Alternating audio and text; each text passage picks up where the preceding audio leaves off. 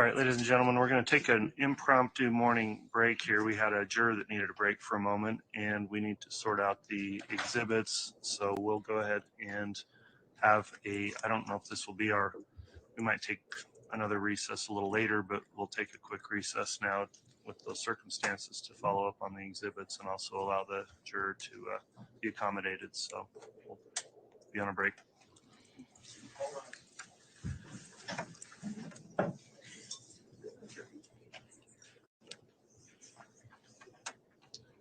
Thank you. Please be seated. We can have the jurors brought back.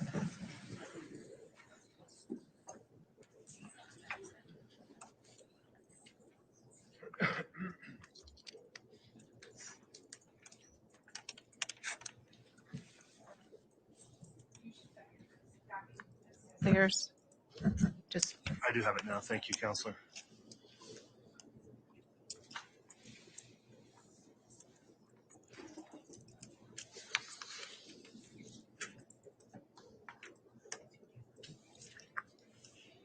Counsel, there's not a 107B, is there? No. Okay.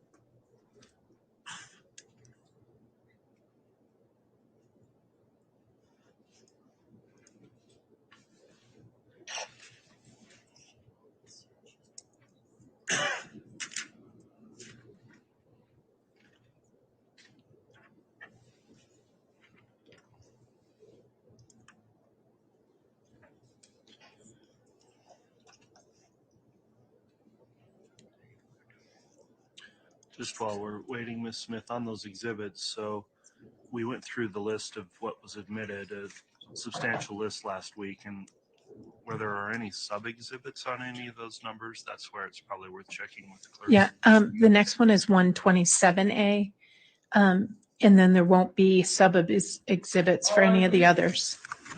And you should have that courtesy copy up there. I do. Okay.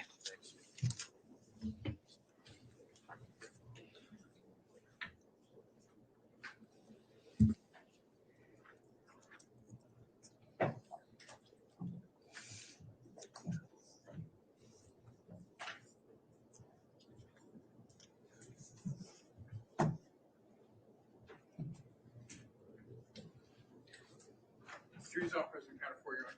All right, thank you, Mr. Bailiff. Please be seated. All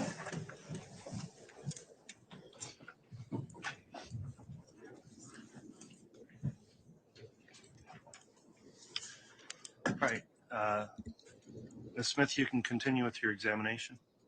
And just to make sure that 107A is up on the witness stand, do you need him to identify it or does the court have its copy? I have a copy. Okay, great. May I have 107A back, please?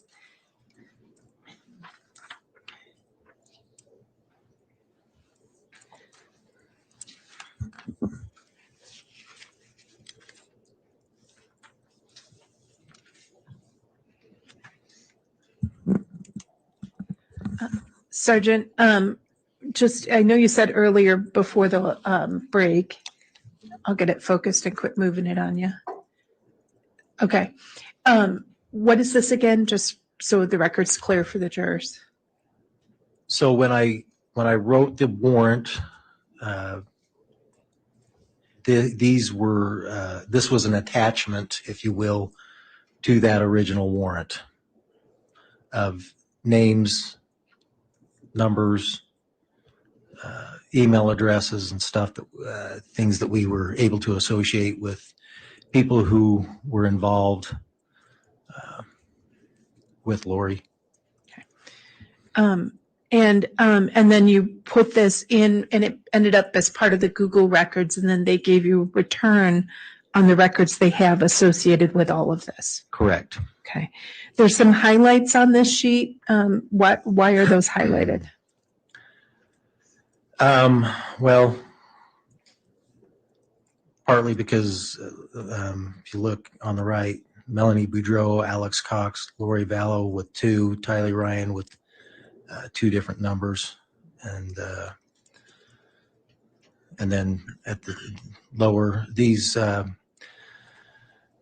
as our investigation continued, there were some phones that we continued to come up that somehow, well, not somehow, but came in association with other numbers and other email accounts.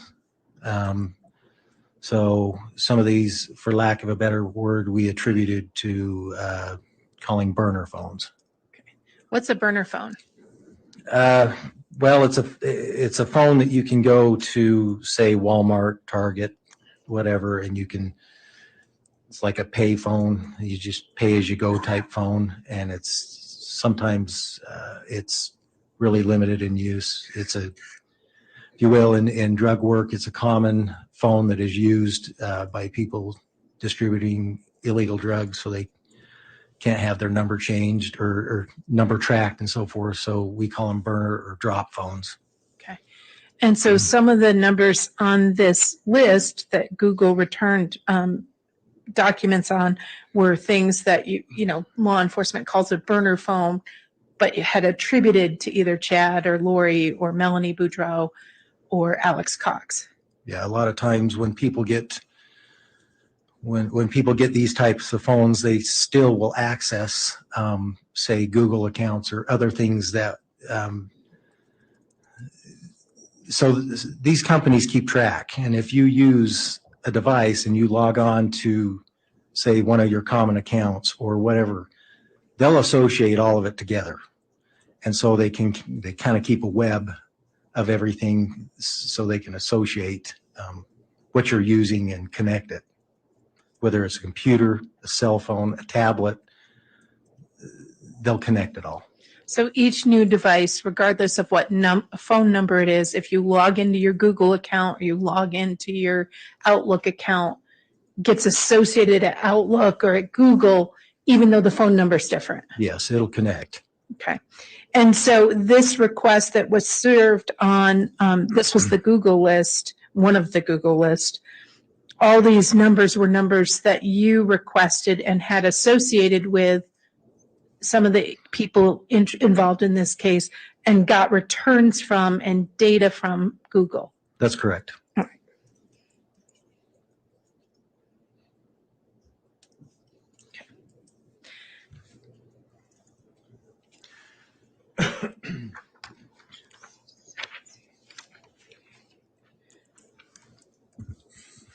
Now, on that list, there was, let me put that back up there. I changed my mind.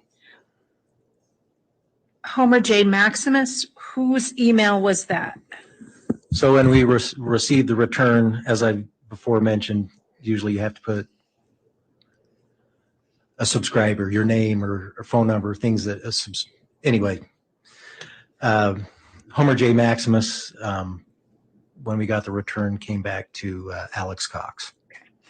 And did the return on the Homer J. Maximus account also include very associated with Homer J. Maximus? Yes. Including location data? Yes. Including messaging data? Yes. Okay. Emails? Yes. Search history? Yes. Okay. And a lot of that data you shared with other agencies, including FBI analysts? Correct. And the CAST unit?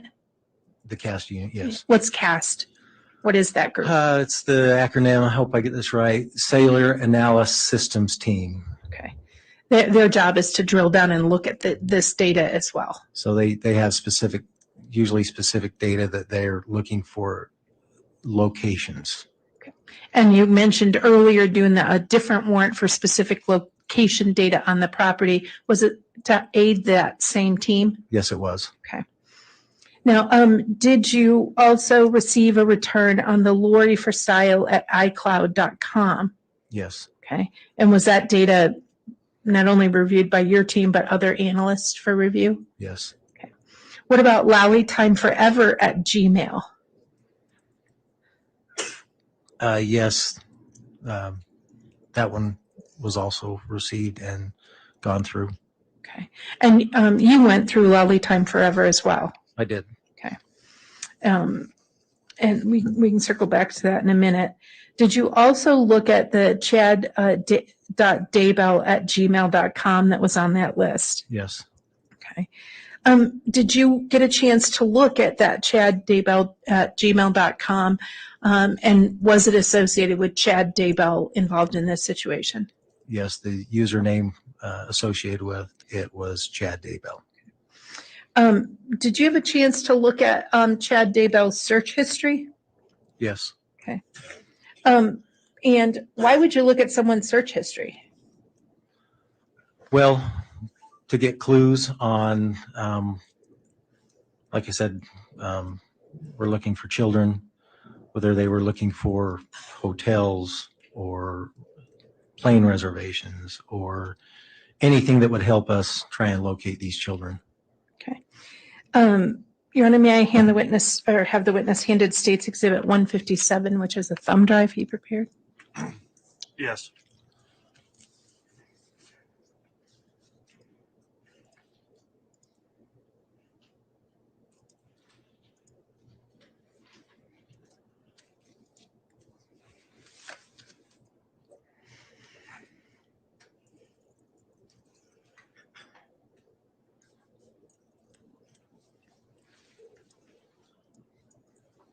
Thank you.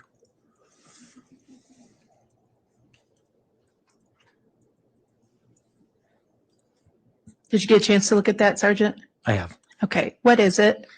It's a USB thumb drive. Okay. What is on that thumb drive? That would be, in part, some of Chad's from the chad.daybell search history. Okay. And did you prepare that and look at it before coming into court today? Yes. Okay. And is it true and accurate of the Google search history portions for September 8th and 9th and surrounding dates for Chad Daybell search history associated with chad.daybell@gmail.com? Yes. Okay. Move for the admission for State's Exhibit 157. Any objection? You may. Can you please pull out Exhibit 157 for me? You said it's a thumb drive? Yeah. Yes. Okay. And how is it that you identified that thumb drive as the thumb drive that is what it purports to be? Because prior to coming in here, I viewed this thumb drive. And what happened to the envelope in the thumb drive? What happened to the envelope in the thumb drive? Where did you give it back to somebody? Yes. Who'd you give it to? I gave it back to the prosecution. All right. And did you put your name on the thumb drive to make sure that was the same thumb drive that was given to you? No. I mean, it's a white thumb drive, right? Correct. How is it that you're positive that this is the white thumb drive that you had? Well, the writing appears to be the same as on State's Exhibit 157. The writing appears to be the same? The number 157 on the exhibit appears to be the same as what I looked at earlier. You took specific notice of how the handwriting was on 157 when you looked at the thumb drive? Well, it appears to be the same. The same as what? The same lettering, the same numbers. 157? Correct. Okay. And that's how you're identifying that as being the specific thumb drive that you reviewed? That's correct. And you don't know if it's been altered or changed since the time that you viewed what you believe to be is Exhibit 157?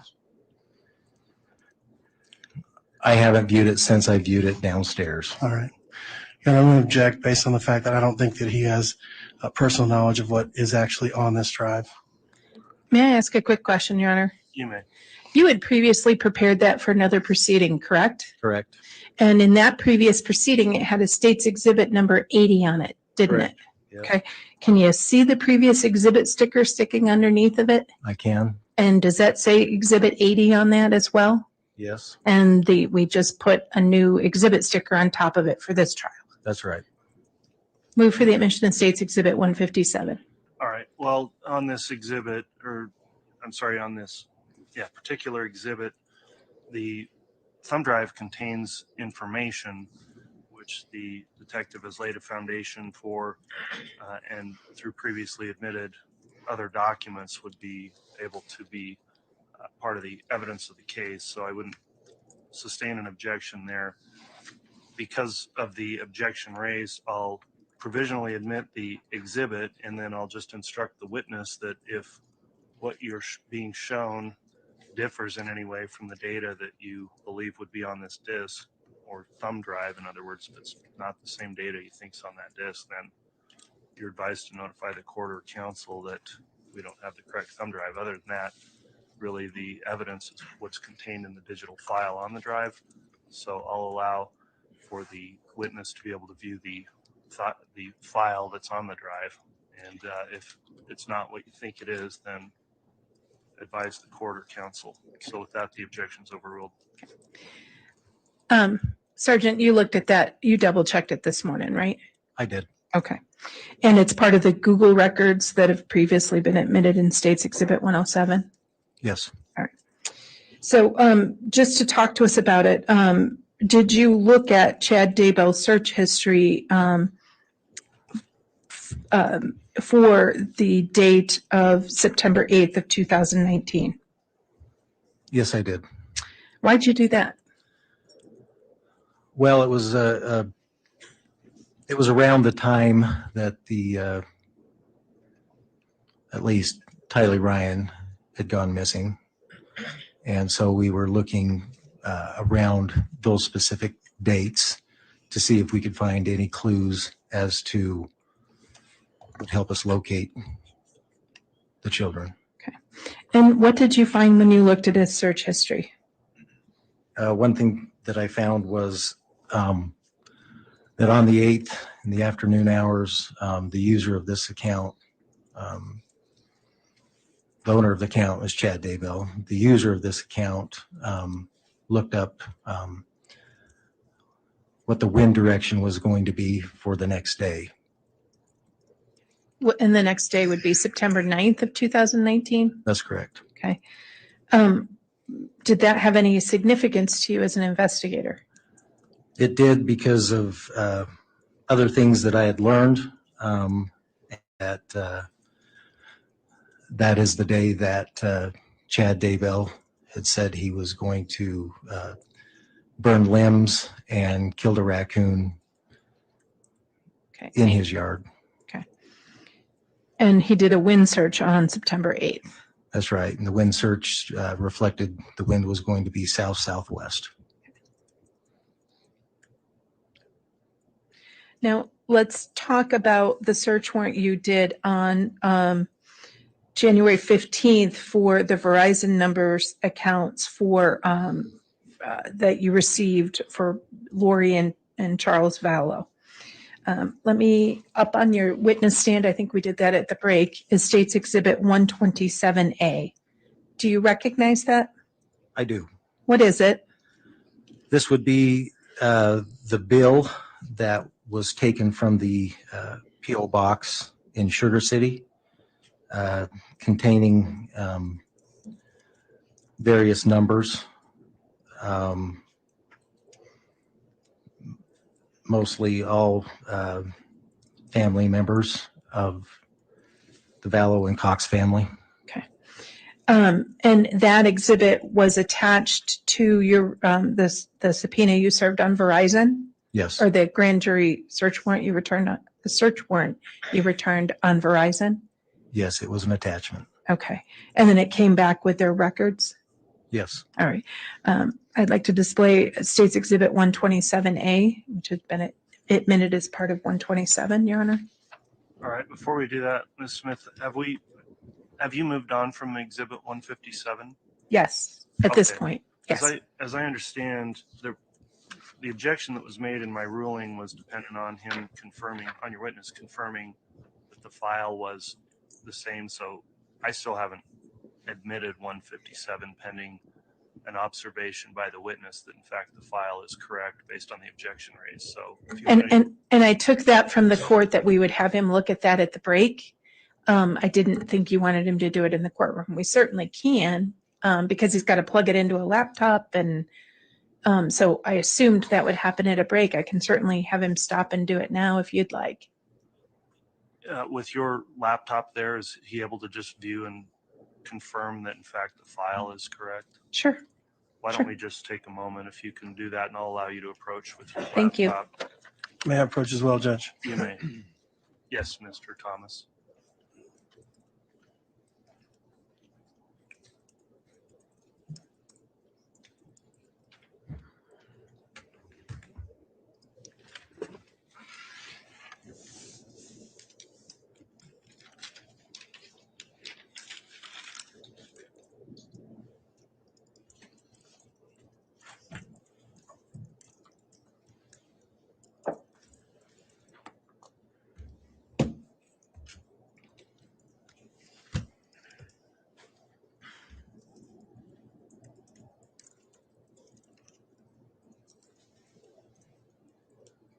Do you want to close out my questions? Yeah, I'll just reduce them down.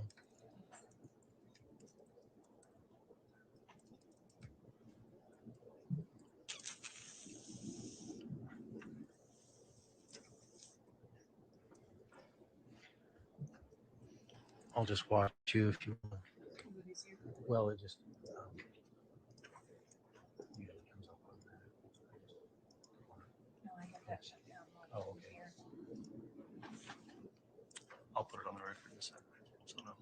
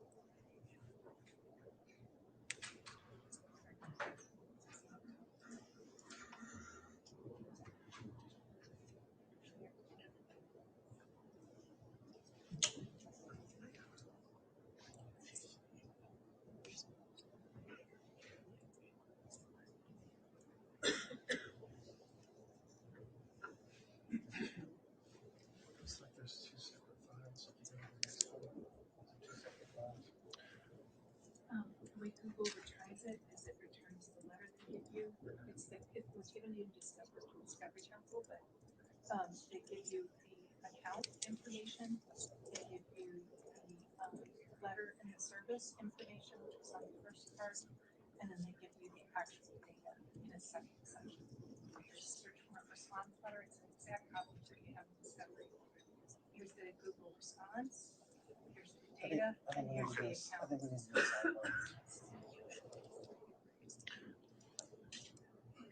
Well, in lieu of a sidebar, let's go ahead and go back on the record, and you can lodge your objection if there is one, Mr. Thomas.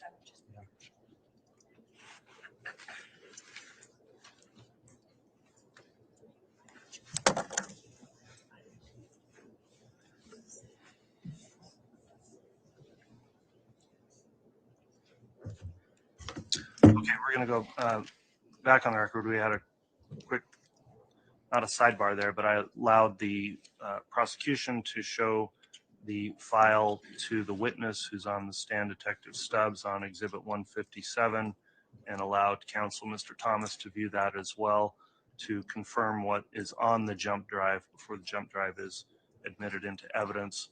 So, Mr. Thomas, were you able to view the contents of that jump drive briefly? I was, Your Honor. Do you have any furthering objection? I do, Your Honor. What's the objection? Your Honor, I believe the court was requesting that we put one file per jump drive so that when the jury gets the jump drives, there's only one file to look at. It looks like there are a number of envelopes or a number of folders inside that file. All right. Madam Prosecutor, what's your response there? It is the court's request was that we not have multiple records from multiple agencies on one jump drive. This is the Google search history associated with and the records associated with the chad.daybell@gmail.com. And that was the return for that information, including the search history. If the state or the witness were to start sort of taking apart that particular email account, we would have a real completeness issue.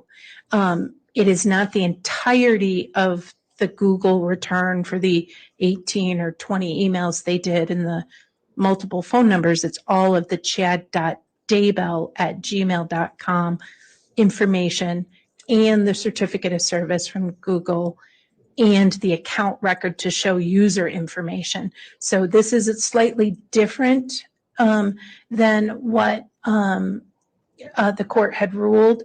And to kind of tear apart that, I would worry about an appellate record down the road. It's specific to that email, and it's the state's information is specific to and request is specific to the search history. Okay, and before I allow any response from Mr. Thomas, I'll just indicate, so I didn't necessarily have a ruling on exhibits. I did want to have noted in the record before electronic storage devices like jump drives are just given to the jury precisely what's on there, since they will have an opportunity to open those up and we need to fully disclose the contents of any of those drives.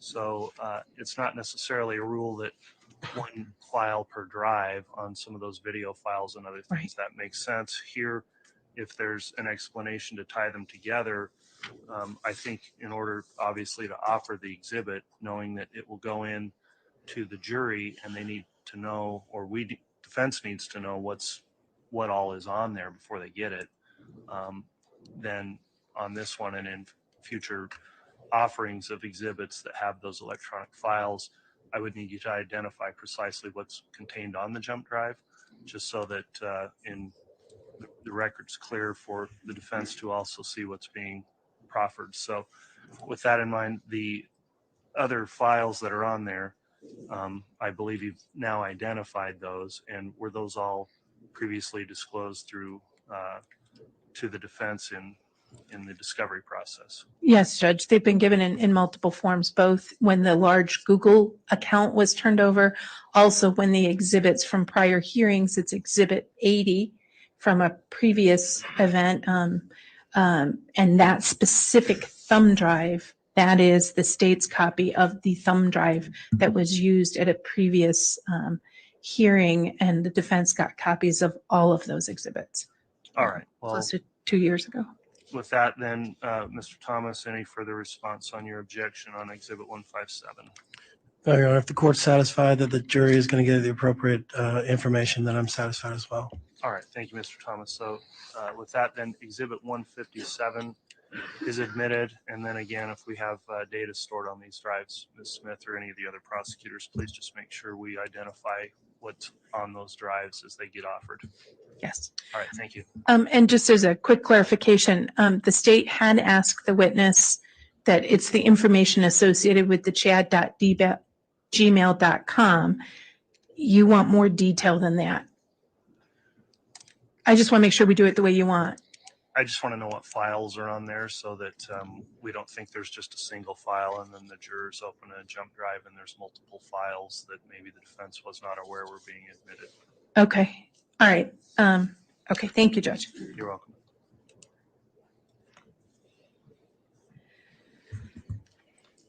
So moving on to State's Exhibit 127, the Verizon account. Have you had a chance to look at State's Exhibit 127A? I have. Okay. And is that a true and accurate listing of the items that you had sent to Verizon, including phone numbers that you requested records for? Yes. Permission to display State's Exhibit 127A, Your Honor. Any objection? No objection, Judge. All right. Exhibit 127A can be published.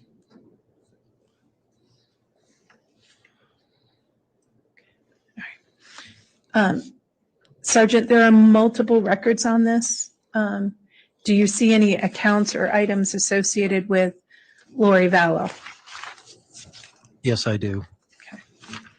And the various numbers that are included in this one include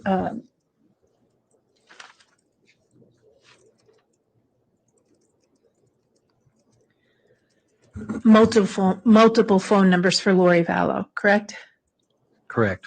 And multiple phone numbers for who else? There were multiple phone numbers for Charles Vallow as well. Okay. And when we received the return on those search warrants, did we receive the information and data associated with those phone numbers? Yes.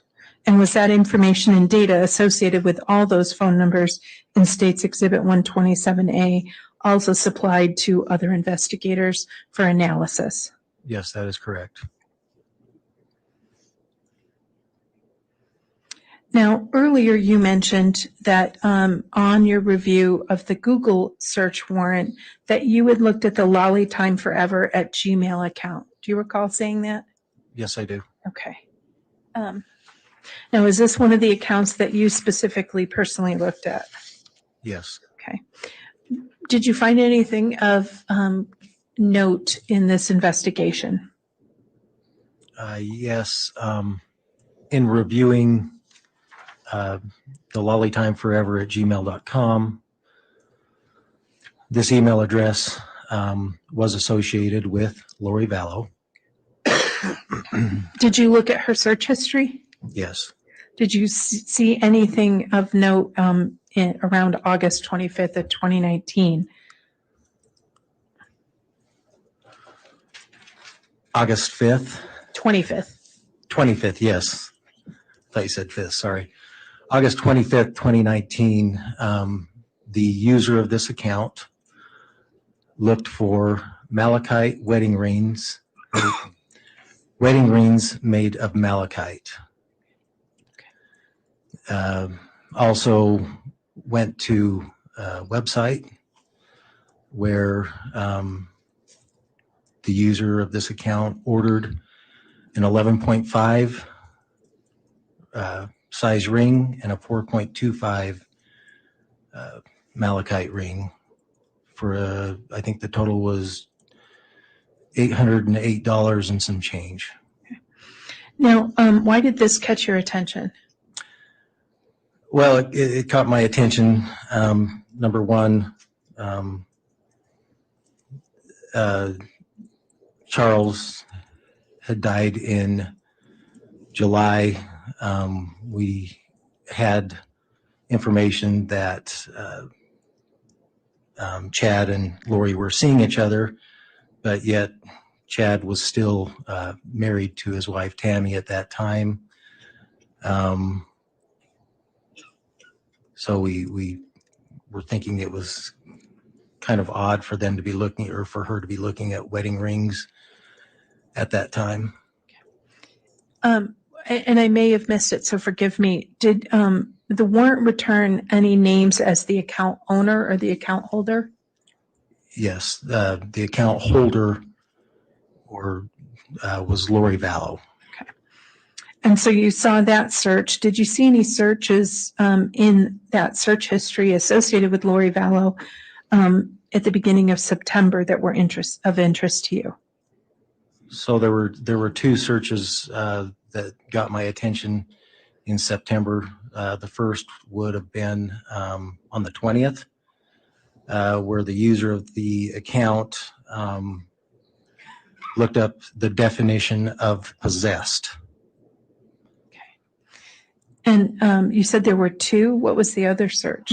The other one would have been on the 30th, where the user of the account searched for how to remove the rear seat of my Jeep Wrangler, and then that person accessed a YouTube video and to watch how to remove the seat of the said Jeep.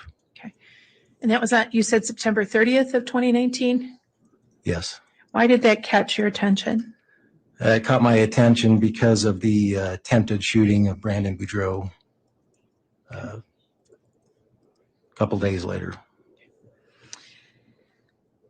Did you find any searches in October of interest? Yes. October 22nd, the user of this account looked for wedding dresses in Kauai, Hawaii. Why did this catch your attention? Due to the fact that we knew Chad and Lori had been involved at this point, what also caught my attention was this was being looked at the same day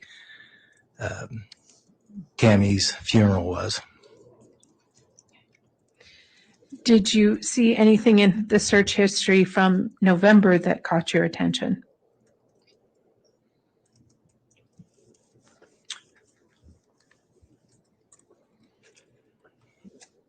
I'm not sure on this particular. Okay. Did you look at any of the account history and search information related to any potential travel plans? Well, there were multiple travel plans. Were there any specific travel plans that caught your attention? Travel to and from Hawaii, different airlines. Okay. Any other travel within the United States that caught your attention? On November 5th. Okay. What was that? Sorry, I'm drawing a blank on that one. That's okay. Were there searches for any travel at or near on October 9th, 2019?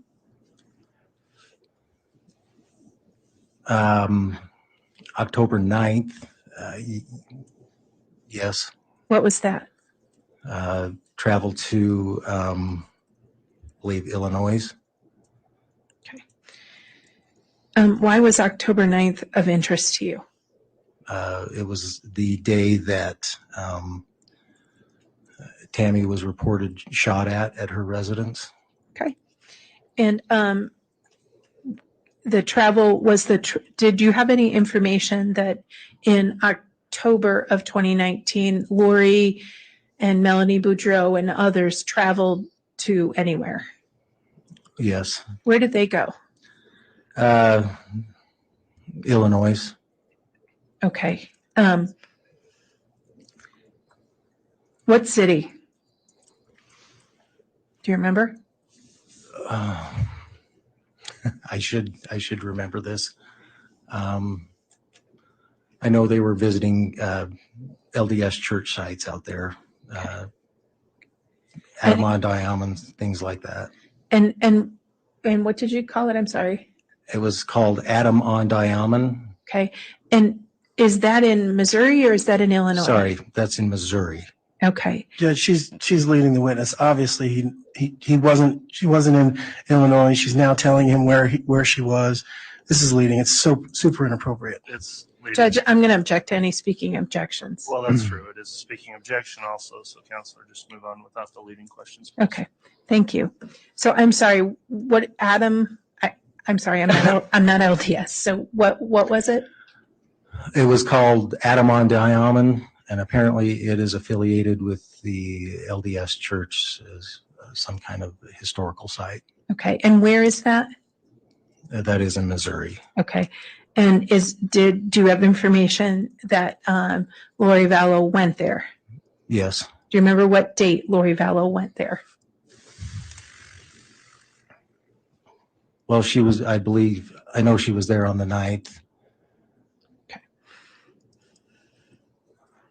All right, let's move.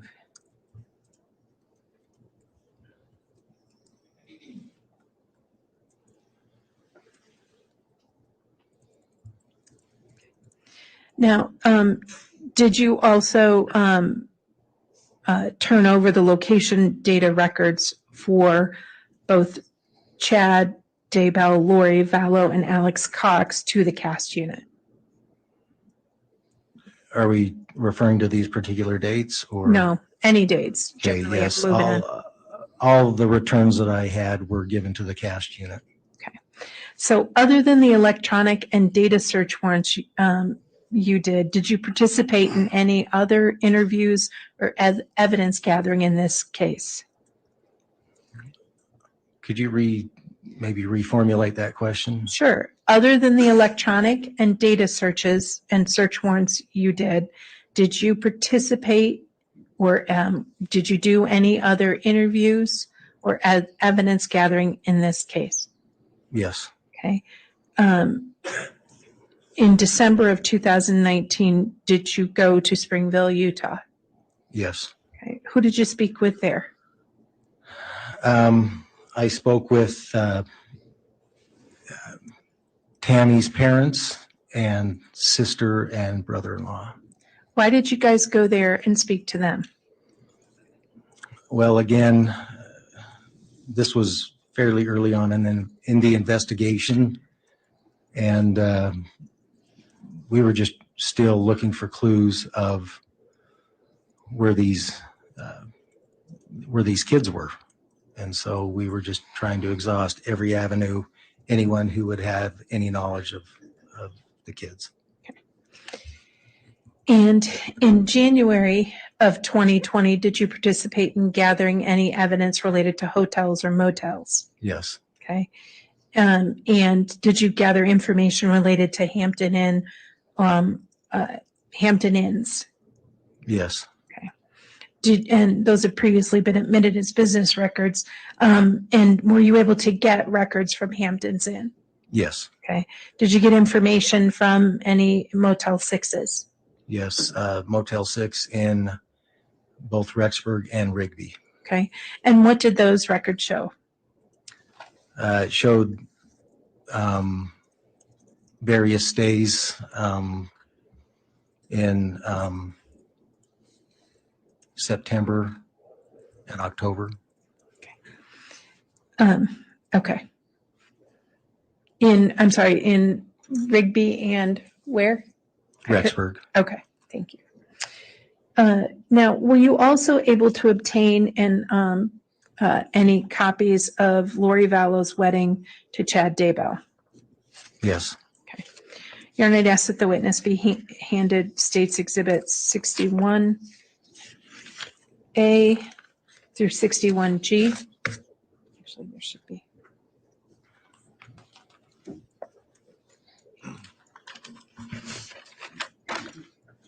I'm sorry, through 61H. Here you go.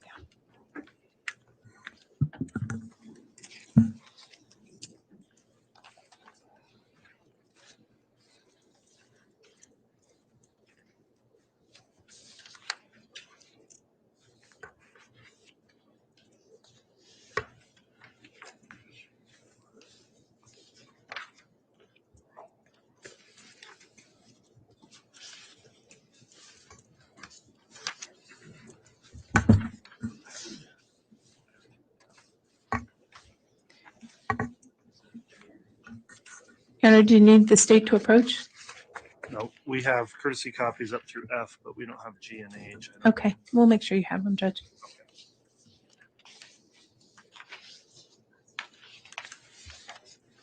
Could you do me a favor, please, to the judge? His courtesy copy. And they are courtesy copies. Thank you.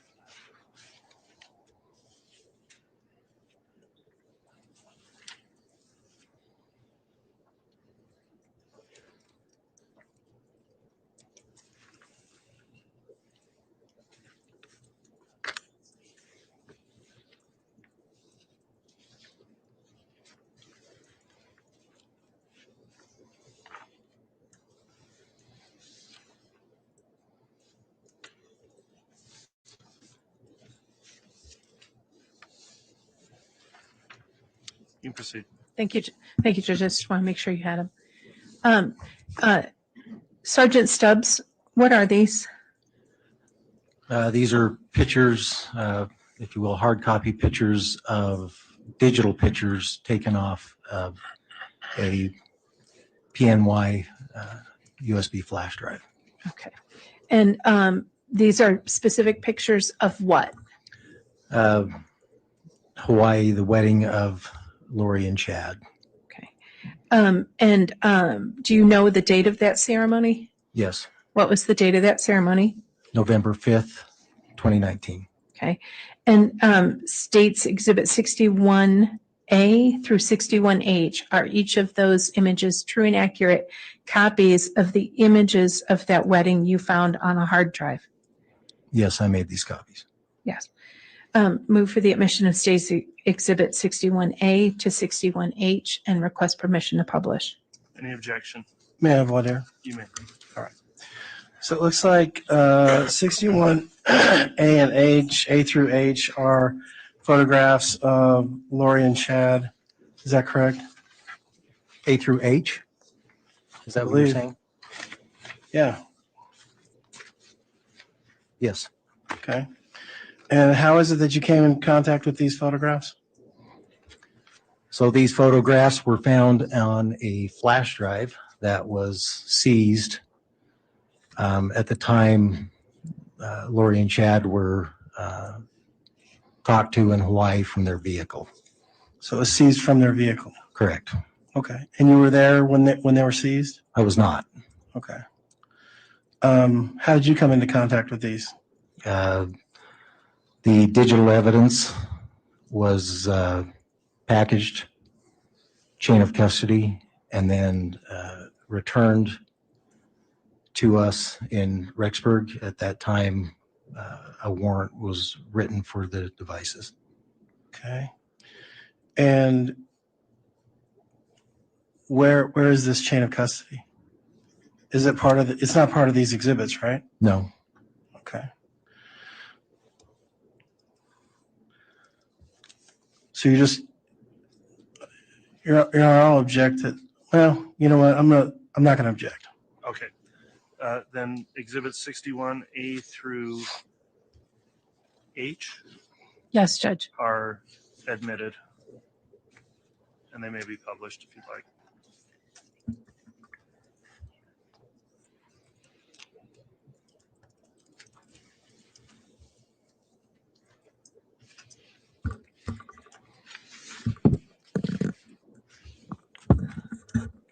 Okay, let's make a record. What do we see in 61A? This would be Chad and Lori, November 5th, 2019, on the beach in Hawaii at their wedding ceremony.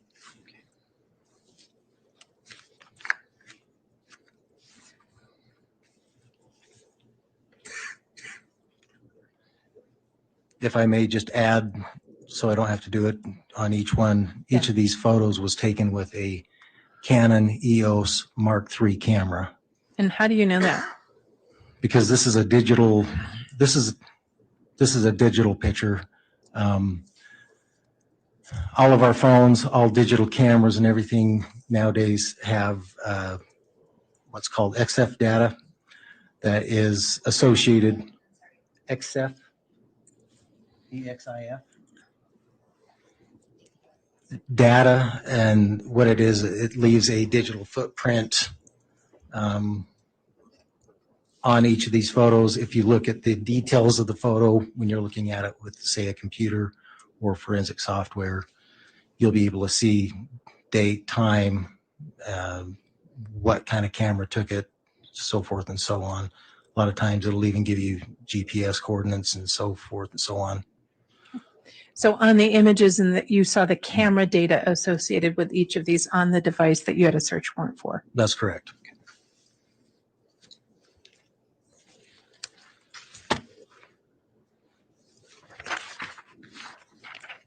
What is 61B? This would appear to be Chad and Lori in Hawaii again.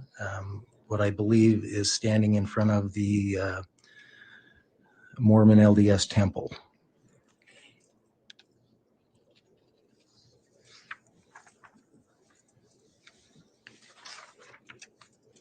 C? Again, another picture at their wedding ceremony on the beach in Hawaii.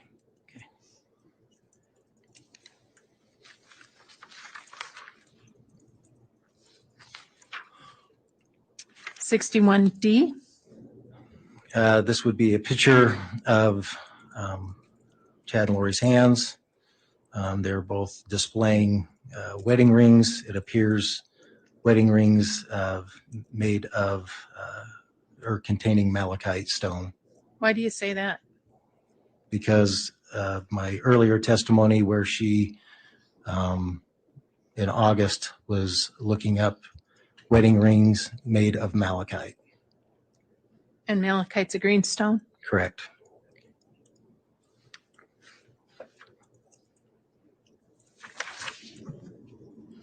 Sixty 61E.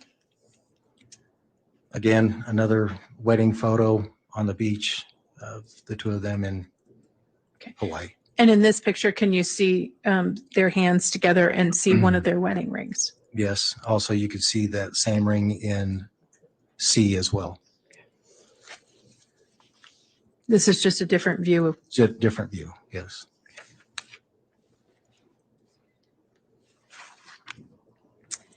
(61F). Picture of their wedding ceremony along with the preacher who conducted the ceremony.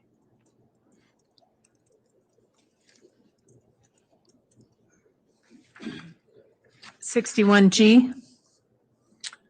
Appears sometime during the ceremony, their Lori and Chad's celebration of their marriage.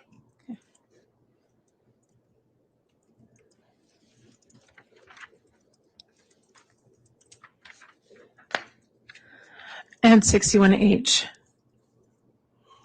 Again,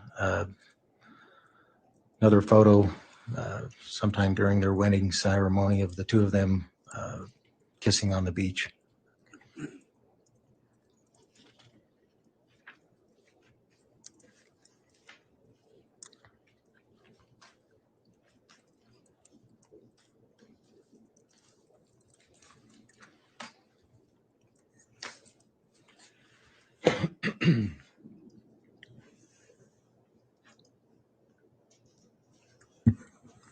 One moment, Your Honor. I think I'm done. Let me check with counsel, if I may. Very well.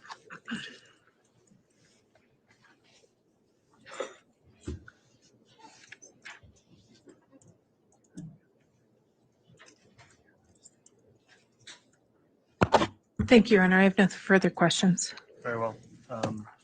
Who will conduct cross-examination? Is that you, Mr. Thomas? I will, Judge. Very well. Is the court wanting to take a break anytime soon, or are we just going to roll through till noon? I think we ought to keep going given that first break we had. That's all right.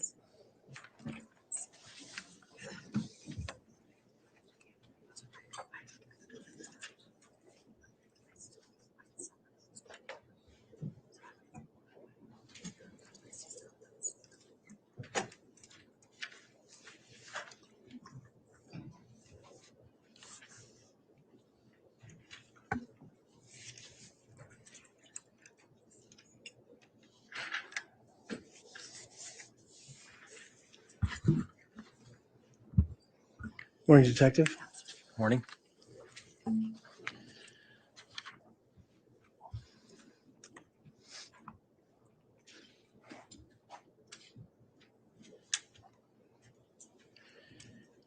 You indicated earlier today that you had multiple trainings in forensic software. Is that correct? That's correct. Can you go through that a little bit for me? When did you? Oh, I'm sorry. Go ahead if you want, but I'm going to try to narrow down the question a little bit. Okay, go ahead. Okay. So when did you start your training in forensics as a detective or as a patrolman, or how did that work? A detective. Okay. And when was that? Around 2010 when I started specifically going into computers. Okay. And that's when you started doing work as a detective in Rexburg isn't a huge city, so how much of this particular type of work is your detective work as far as what you do in Rexburg? So correct me if I'm wrong, you're asking what percentage is devoted to this kind of work? Is that what you're saying? Probably a bad question. Yeah, that's exactly what I'm getting at. So I would say probably about 50% of my work is dedicated to this, if not slightly more. Oh, okay. And so I'm sure probably about 50% of your training is to get dedicated to this type of work. At least. Okay. And so let's just talk about in the last, say, year, what kind of training have you done as far as forensics goes? Taken a couple smaller online courses, some brief updates on software additions. Which ones? Would be Celebrite.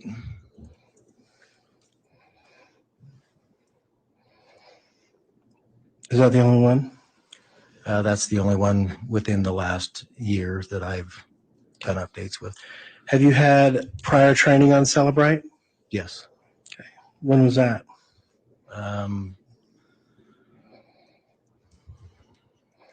I don't remember exact date when I started using Celebrite, but I have used it and done updates and certifications for several years. What types of certifications do you have in the forensic, cellular, forensic, electronic type of realm here? I've had, well, Celebrite, certified Celebrite operator, CCO, Celebrite certified physical analyst.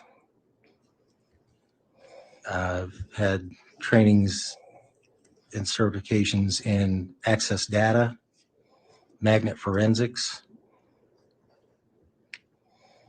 What's magnet forensics? It's a computer, cell phone software, if you will.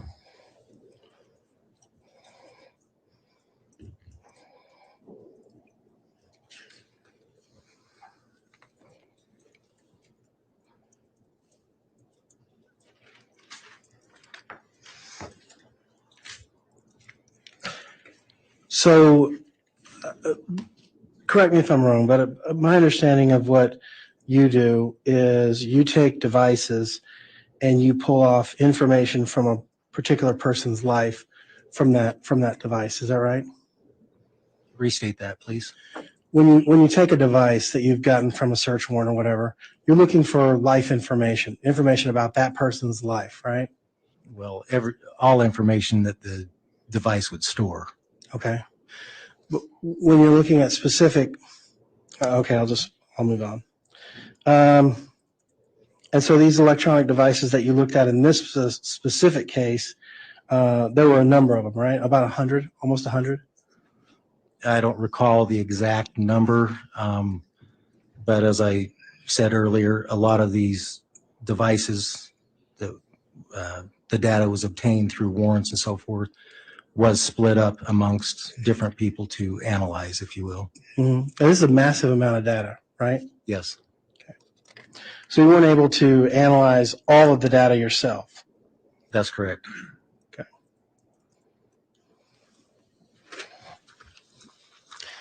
You specifically indicated that on the return of search warrant 2020-76 and 2020-77, those were geofences of Chad Daybell's home and Lori Vallow's home. Is that right? Correct. Yes. And in all of that data, the only person, I believe what you said was the only person that you found that had been to both Chad Daybell's home and Lori Vallow's home on September 22nd or 23rd, or September 8th or September 9th was Alex Cox. Yeah, the only one that we could see that shared all those locations, those dates, times. Okay. So you couldn't tie Lori Vallow to those locations at those times? Correct. Okay.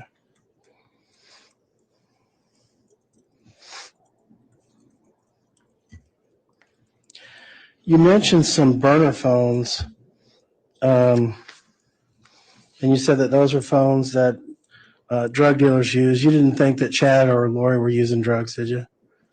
Not to my knowledge. Okay. They weren't drug dealers to your knowledge? Not to my knowledge. Okay.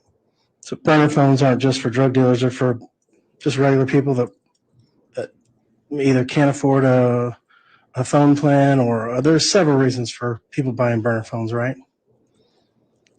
There could be, yes. All right.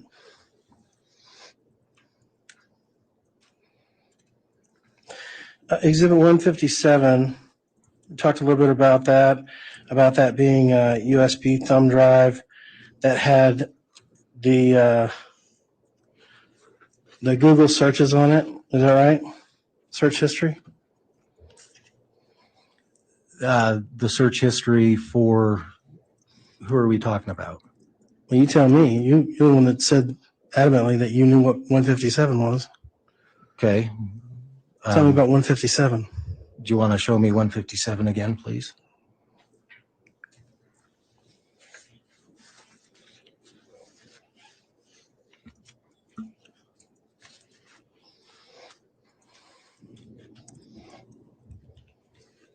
Sorry.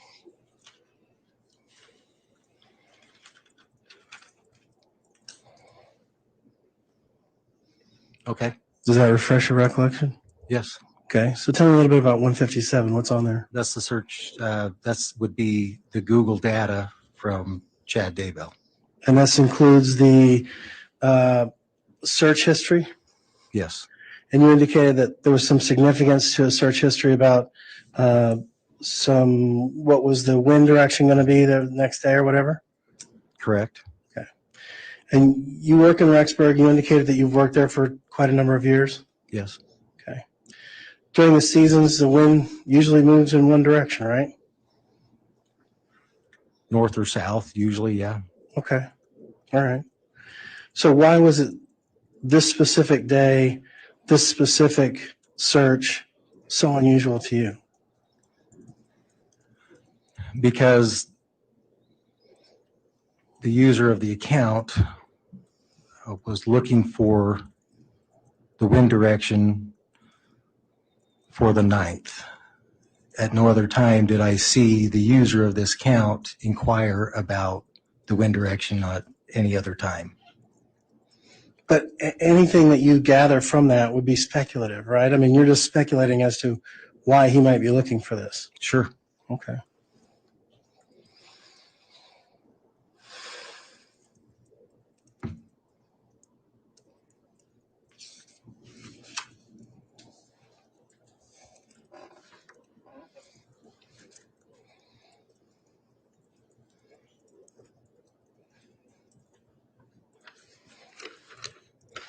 Do you know what size ring Lori Vallow is? I don't. Okay. You made some issue about the search history on August the 25th about the user was looking for wedding rings or Malachite wedding rings. Is that right? Correct. Okay.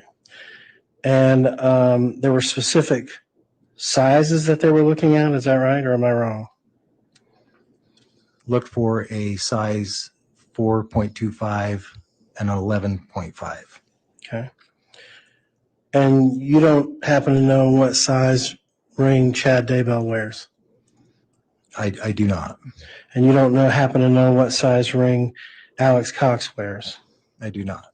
And you don't happen to know what size ring Zulema Pastinez wears? No. Okay.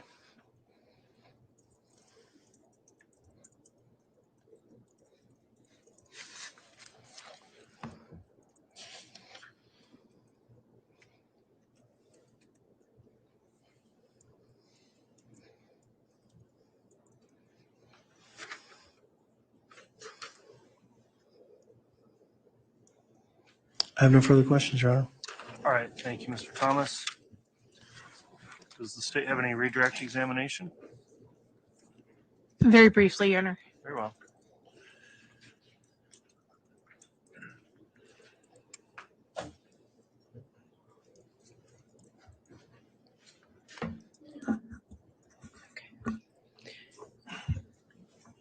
Defense counsel asked you about your training and your experience in Rexburg. Are you also part of regional efforts on addressing crimes associated with the internet? Yes. I am part of the Internet Crimes Against Children Task Force for the state of Idaho. I work closely with the Attorney General's office here in those matters. And also I work closely with the Department of Homeland Security in these type of investigations. So in your work as part of these task force, you do some of the record collection analysis and review for multiple agencies. Yes, I do analysis for a lot of our surrounding counties and others that would pertain to the task force. And Defense Counsel asked you about burner phones. Are they commonly used in situations where people are trying to hide their involvement in criminal behavior? Yes. Are they commonly used in situations where people are trying to hide their connection or relationship to people from other people in their lives? In my experience, yes. And in the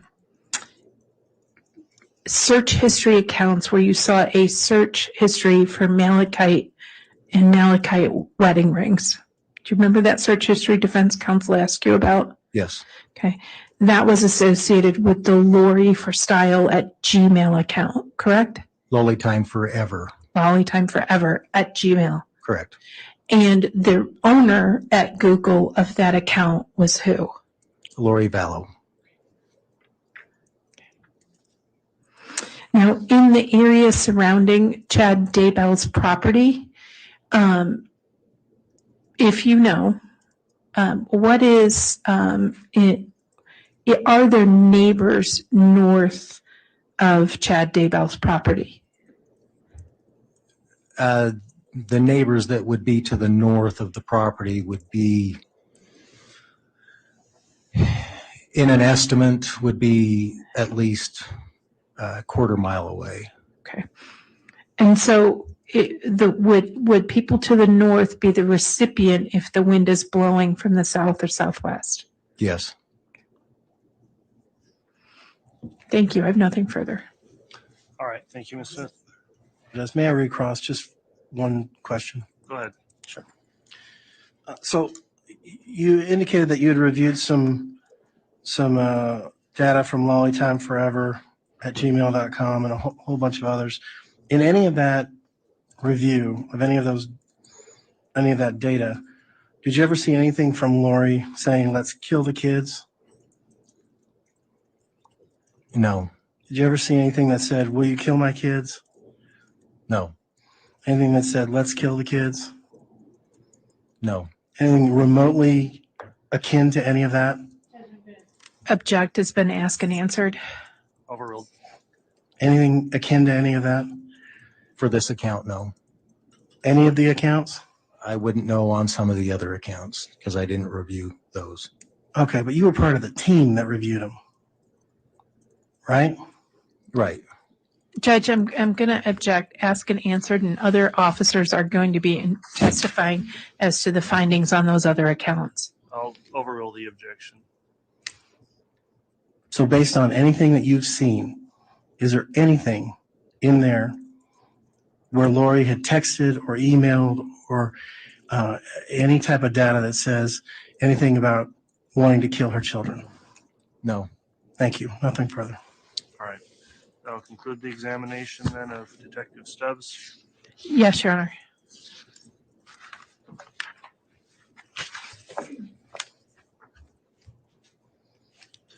Let me just briefly inquire of the jurors with our morning break. I'm inclined to maybe go a while longer and maybe see if we can take lunch a little earlier than normal. Is that possible? Okay. Are you all okay to keep going for another hour? Okay, very well. We'll keep going on then. If the state's got another witness to call after Detective Stubbs, you can go ahead and step down. Is Detective Stubbs going to be recalled in the case? Will the detective be recalled in the case, or can he be excused? He may be. I don't think so, but to be safe, we ought to not excuse him. Okay, Detective Stubbs, then I don't know if you're here under subpoena. If you are, then you continue to need to comply with the subpoena until you're directed that you're excused in the case. Thank you for your testimony. Thank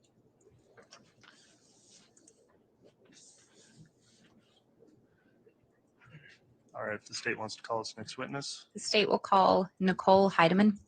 Okay.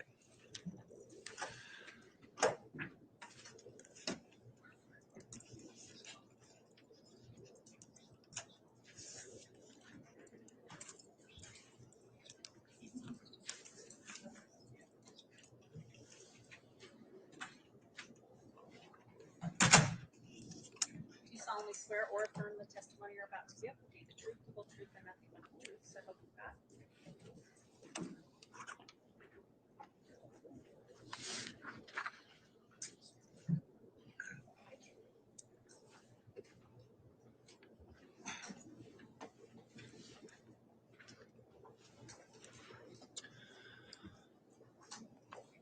All right, Ms. Heideman, now that you've been sworn, let me just inquire, have you reviewed any of the trial testimony in this case since it started? I have not. Okay, you haven't watched any of the coverage of the case or reviewed online or on news or anything, any of the prior testimony? No. Okay, thank you for that response. As we get started then, please make verbal responses to all questions and try to avoid talking at the same time as any lawyer asking you a question so we can keep our record clear. With that in mind then, Ms. Blake, you can inquire on direct. Thank you, Your Honor. Will you please state your name and spell your last name for the record? Nicole Heideman, Heideman. Where are you currently employed? The Federal Bureau of Investigation, How long have you been employed with them? almost 15 years. What is your current title or position? I am a tactical specialist. Have you held other positions within the FBI? I have. And what are those? I was an evidence technician prior to my current position.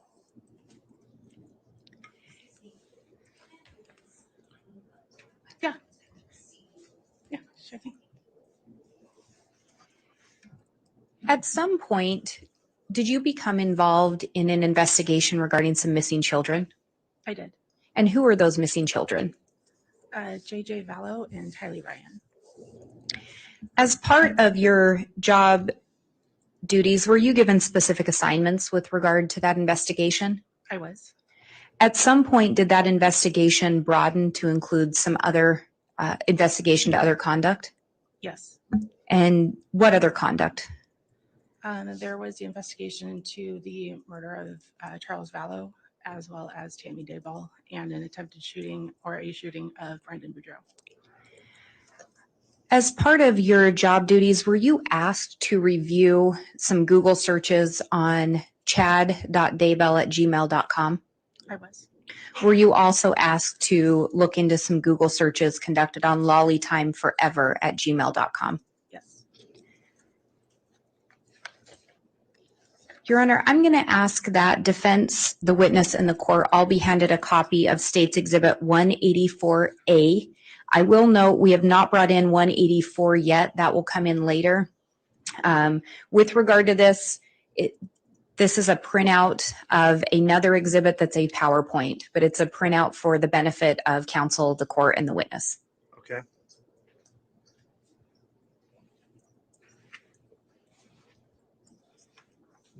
Thank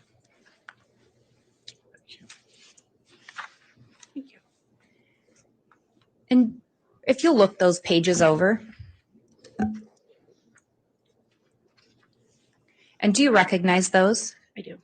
And were those in fact created by you? Yes. And are they printouts from a PowerPoint that you created? Yes. Did you create that based on your investigation or what you reviewed in this case? It was. Would that aid in your testimony today? Yes. And is that a summary of what you reviewed? Yes.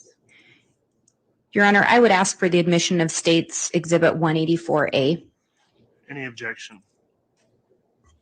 Yes, Your Honor. May I voir dire native an objection? Yes.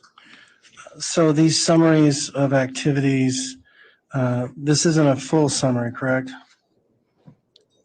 No. Well, it's not all the searches, no. I mean, there's only eight searches on the Chad Daybell one and 9 searches on the Lori Daybell one. Yeah, it's not all the activity, just a summary of relevant search findings. When you say a summary of relevant for search findings, that's just a summary of the things that go towards your theory of the case, right? Towards what, law enforcement theory of the case. Okay. But there's a whole bunch of other searches that were done between January of 2019 and October of 2019, right? Yes, sir. Okay.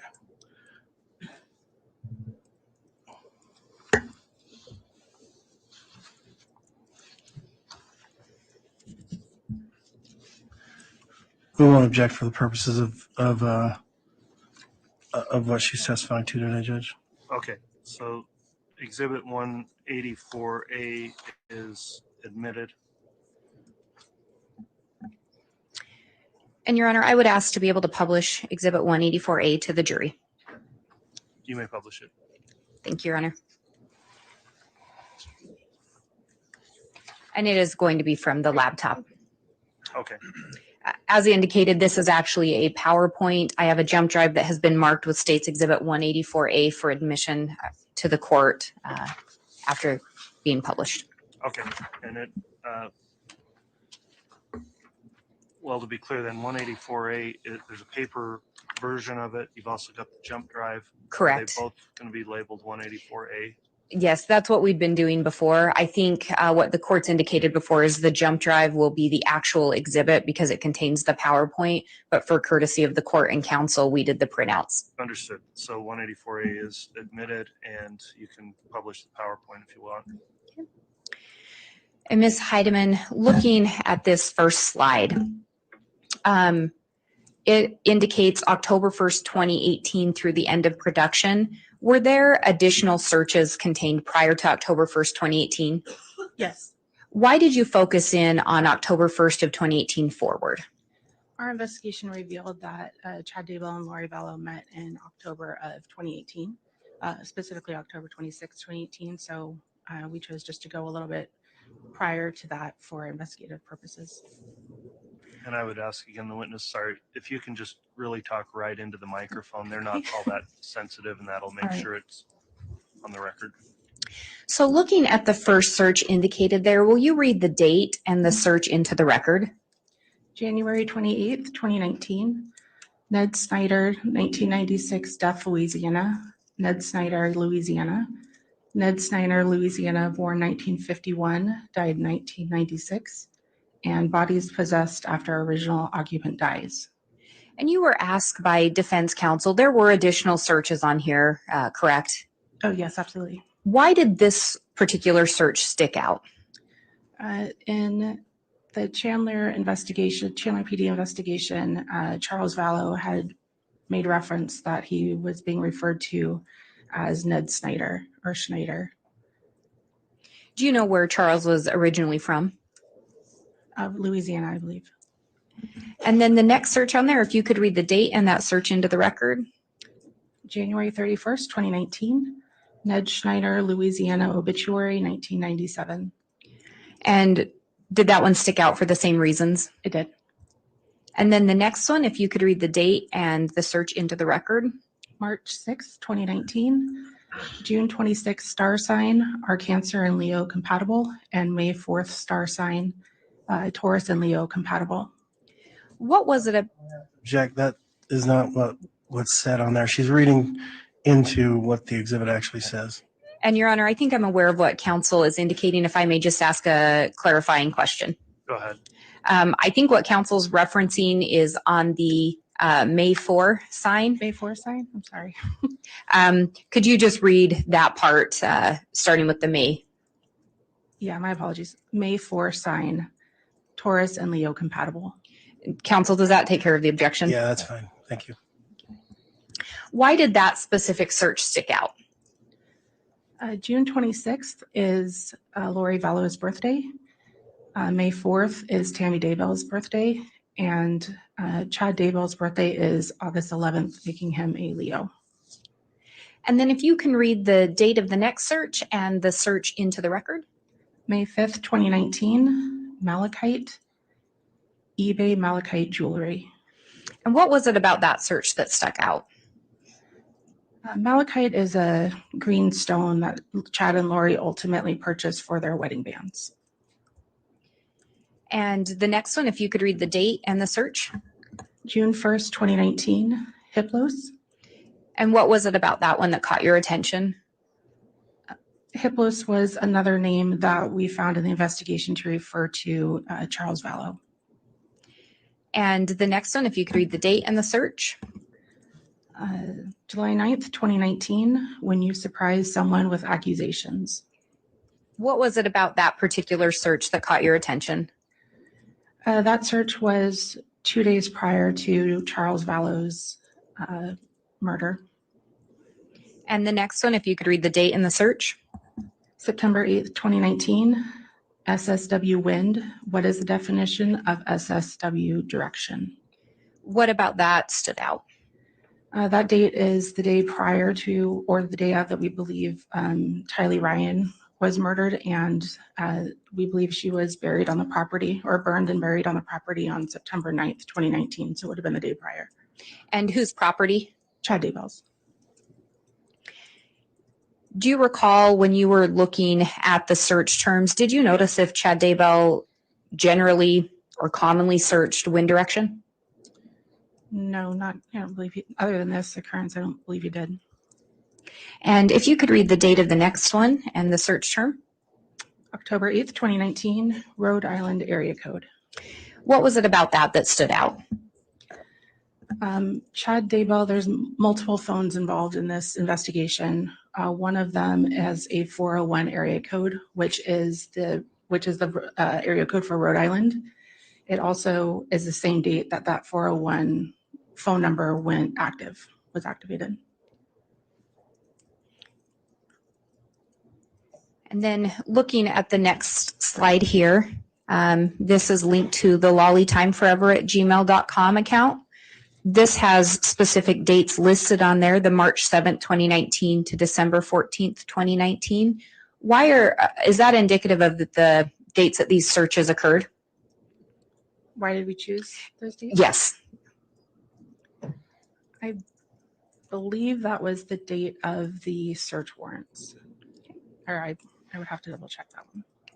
But those were the parameters of the dates that you were looking and retrieving this information. Is that correct? Correct. Looking at the first one, if you could read the date into the record and the search term. May 7th, 2019, Malachite. What caught your attention about that search? Similarly to Chad's search, it was the same green stone that was ultimately purchased for their wedding bands. And the next one, if you could read the date and then the search term. July 21st, 2019, Gerber Life Policy, Life Insurance for Children, the Grow Up Plan. What caught your attention about that search? At the time of this, that we reviewed this and subsequently finding out that the children had died, we thought it was of interest that Lori was searching for life insurance for children. And to be clear, were any life insurance policies ever discovered for the children? Not that I'm aware of. Could you read the date of the next one as well as the content into the record? July 26, 2019, Phoenix Pet Services, Craigslist, Sell Service Dog, Little Angel Service Dogs for Sale, and OfferUp Phoenix. What about that caught your attention? JJ Vallow had a service dog, and after Charles's death, they sold the dog. So it's looking for how to sell or rehome a service dog. And JJ was still alive on July 26th of 2019, is that correct? That's correct. What about the next one? Could you read the date and the search term into the record? August 25th, 2019, wedding bands made of malachite. And I think you may have answered this already, but what about that caught your attention? Again, malachite is a recurring theme. On the initial May 7th malachite search, Charles Vallow is still alive, and he's deceased at this point, but Tammy Daybell is still alive. And then if you could read the date of the next one and the content into the record. September 20th, 2019, Kennedy Elementary, Rexburg, Idaho phone number and define possessed. So it looks like there's I'm two. going to object again. She misstated what she said. Devon possessed, and it was just possess. It's sustained. It was misread. Very good. He'll just correct it. Just looking at the second search there, could you read that into the record? Define possess. And look, it appears that there's two separate terms there, two separate searches. What about the one regarding Kennedy Elementary caught your attention? That was the school J.J. Vallow attended in Rexburg, Idaho. And what about the second search there caught your attention? For similar reasons, but this search occurred just a day or two after we believe J.J. died. And that's referring to the September 24th search? Correct. Looking at the September 20th, there's also the define possess. Was there something about that that caught your attention? Throughout the investigation, the concept of possession, demons, those sort of ideas came up pretty frequently. So in context within the same time frame as the Kennedy Elementary School, we thought that was of interest. And the two dates there on the Kennedy Elementary School are September 20th and September 24th, correct? Correct. Do you know when the last time JJ was seen was? The last proof of life was the morning of September 22nd, 2019. So right in between those two dates. Correct. And if you would look at the next one on there, the one on September 30th, if you could read the date into the record and the search. September 30th, 2019. How to get the back seat out of my Jeep Wrangler. Jeep Wrangler JK rear seat removal. How to DIY YouTube. What stood out about that search? The date of the search, September 30th, was just a few days before Brandon Boudreaux was shot in Arizona from a Jeep Wrangler. And when you say shot, do you mean shot at? Shot at, I'm sorry, yes. And then the next one on there, the October 2nd. October 2nd, 2019, Gilbert AZ News. And what stood out about that? That is the same day that Brandon Boudreaux was shot at. And the shooting would have occurred. Do you know where the attempted shooting of Brandon occurred? In Arizona. And the last one on there? On October 22nd, 2019, wedding dresses in Kauai. And what stood out about that? That date and the search for wedding dresses was approximately 3 days after Tammy Daybell's death and the same day as her funeral.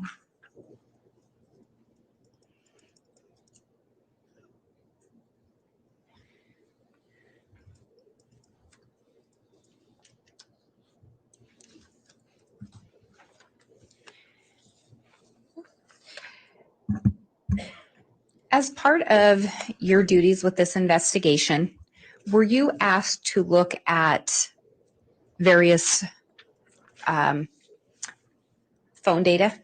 Yes. And were you asked to review the contents of phones recovered pursuant to search warrants? Yes. Were there multiple search warrants and devices that you reviewed the data from? Yes, Did you also review some interviews? I did. Did you discuss the investigation with other either special agents, detectives, or other law enforcement officers? I did. As part of that, were you asked to determine which to do phone number attribution? Yes. And when we talk about a phone attribution or a phone number attribution, could you explain a little bit what that means? Yes. Phone attribution is the process of attempting to identify the likely primary user of a phone or a phone number, typically through reviewing documents, search warrant returns, phone extractions, and you're finding a phone number in close proximity or context with another identifier, such as a name or an account or address, something along those lines. And ultimately, that allows you to identify who you would determine to be the primary user linked to that phone number. That's correct. As in preparation for your testimony today, did you prepare an exhibit? I did. A PowerPoint exhibit specifically? Yes. Your Honor, I'm going to ask that defense counsel, the witness in the court, be handed what's been marked as State's Exhibit 186. I would indicate again, there is a matching jump drive for this, which these are the printout slides from that jump drive. Okay.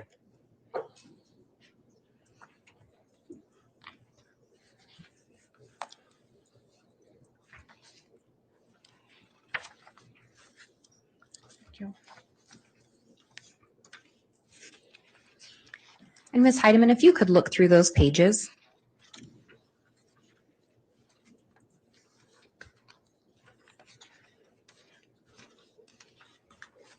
Okay, Does that appear to be an accurate depiction of the PowerPoint you created? it does. And was that prepared by you today in aid of your testimony? Yes, And do you believe that it would aid you in your testimony today? I do. Your Honor, I'd ask for the admission of State's Exhibit 186. Any objection? Your Honor, I've previously reviewed 186 over the weekend. I have no objection to this. All right, Exhibit 186 is admitted. And Your Honor, I would ask permission to publish. You may publish the PowerPoint.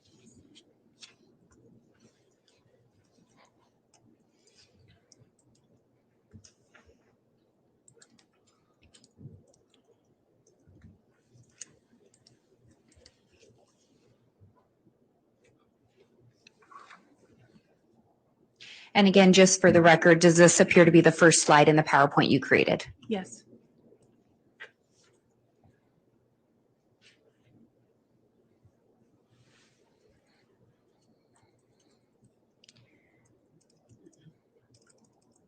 Sorry, I'm having some technical difficulties.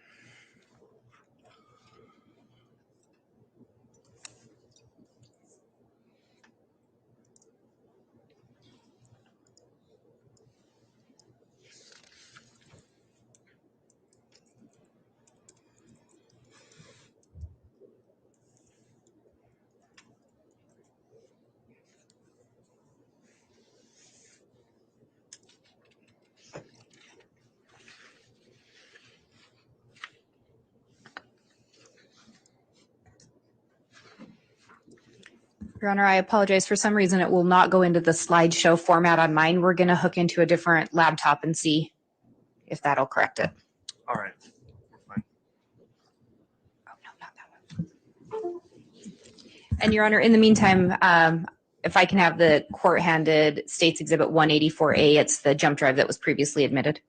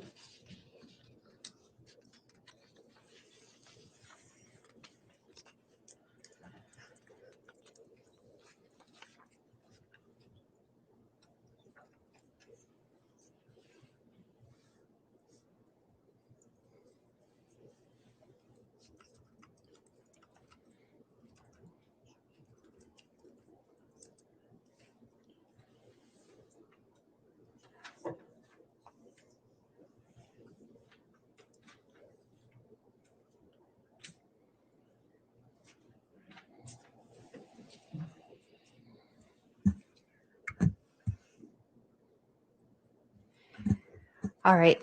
Thank you for your patience. I think we have it running on this one now. So looking at this, this is the second page or the second slide. There's 3 individuals listed here. Why are these 3 individuals listed? We identified these 3 individuals as the primary subjects in this investigation.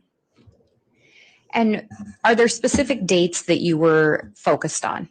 Again, back to the October 2018 timeframe through January 2020. And the first individual on there listed is Chad Daybell. How many phone numbers did you ultimately attribute to him? Approximately 9 during this timeframe. And of those 9, did you narrow that down? I did 2, And- 3. And with Lori Vallow, how many phone numbers were attributed to her? Approximately 6. Did you also narrow that number down? I did And how many was that narrowed to? 3. And same thing with Alex Cox. How many phone numbers were attributed to him? Approximately 6. And did you ultimately narrow that down? Yes. And when we talk about narrowing it down, how did you determine for each of them that there were 3 phones that you focused in on, or 3 numbers? For the purpose of this investigation, there is a lot of information contained in text message content through the iClouds and also geolocation data. They primarily focused on 3 numbers, actually for each of them during this relevant time frame. So to minimize some of the noise of all of the phone numbers that we identified, the ones being presented today are the ones that are going to be the most frequent, what you're going to hear from other people testifying if they haven't already, coming forward. And if we focus in on the phones, or the phone numbers, associated with Chad Daybell first, looking at that first one on here, can you read that number into the record? 208-690-9374. And on there are 9 things listed. Are those the 9 items that assisted you in attributing this number to Chad? Yes. Were there other things that also would have assisted with the attribution? Yes. On these that you focused in on, can we go through those? Yes. Want me to just read them? Yes, if you'll just kind of provide either reading them or providing why you focus in on those. Again, just as an overall, I reviewed case files from all the agencies involved, and in reading reports and interviews and cell phone extractions and legal process, I was looking for phone numbers to that were relevant, and then finding places in which they appeared next to a name or account. So the documents that attributed this phone number to Chad was the subscriber information. It was subscribed to Tammy Daybell since March 17th, 2018. This number was listed on a Hawaii rental agreement effective December 15th, 2019, in Chad's name.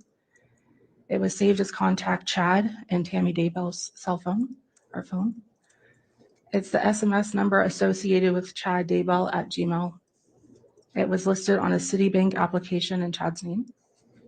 It was listed on the Life Map insurance benefit claim form filled out by Chad Daybell for Tammy Daybell's death. It was saved as contact Bishop Shumway in the Lori for Style iCloud. It was listed on Allegiant flight records associated with Chad Daybell. And it was saved as contact Dad in Seth Daybell's phone. And do you know Seth Daybell's relationship with Chad Daybell? It's his son. And Tammy Daybell was Chad's wife? Correct. And then we see here a Cricket account. What was it about the Cricket account that caught your attention? One of the numbers that appears pretty frequently in the iCloud accounts with communications to Lori was a number that started with 505 or 515, which should be coming up. But we sent legal process and found that there are actually 4 numbers on this account in addition to the 1 number, 2 numbers of interest. So all 4 of them sort of help create attribution for each other. And on this, it lists a subscriber, Boyd Dial. Is that correct? Yes. Do you know if there was any investigation done to determine if a Boyd Dial actually existed? There was. And what did that consist of? I was able to identify 2 Boyd Dials in the United States, both of which lived in Utah and did not have any historical addresses in Arizona. Are you aware if any follow-up was done with those 2 individuals? Yes, FBI agents interviewed both individuals and cleared them of any association with this case. And as you went through your investigation and looking at the different data and interviews. Did you find anything to attribute any of the phone numbers on that Cricket account to either Boyd dial? No. And looking at this number, could you read that number into the record? 480-395-5126. And outside of being associated with the Cricket account, was there something about this number that caught your attention? It was saved in the Lori for Style iCloud along with Chad's known number, the 280 number, as the same contact, Melanie 2. That sort of helps to attribute them to each other. And that was the 208 number associated with him? Correct. The 208-690-9374 and 480-395-5126 were saved as a same contact, Melanie 2. And looking at the next number here, can you read that phone number into the record? 480-812-5496. What was it about this number that caught your attention? Two things. One, the activation date for the prior number, the 480-395-5126, was active from October 31st, 2018 through January 31st, 2019. The secondary number that ends in 5496 is activated the day that the previous number was deactivated or expired and ran through July 1st, 2019. Additionally, it was also saved in the Lori for Style iCloud account as contact Jeannie. And these two numbers are in white. Were these two of the three numbers that you focused in on? Not so much as far as what you'll hear in the investigation, but they do provide further attribution for the other relevant phone numbers.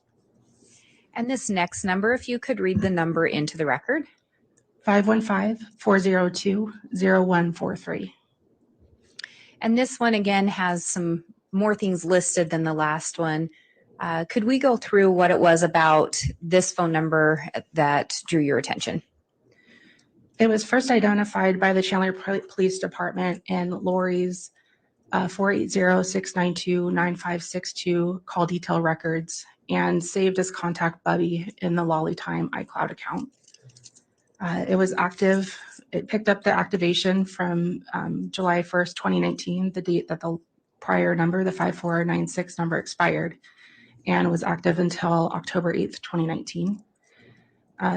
In the call detail records for this number, we found a call to the Valley of the Sun mortuary on July 11th, 2019, in which Chad Daybell calls and has an interaction with the mortuary, which was recorded.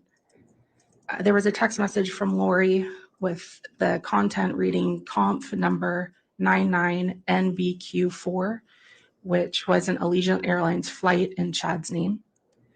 A text from Lori on August 11th, 2019, birthday kisses all over. And finally, it was saved as contact Rebecca Shumway in Lori for Style, the iCloud account.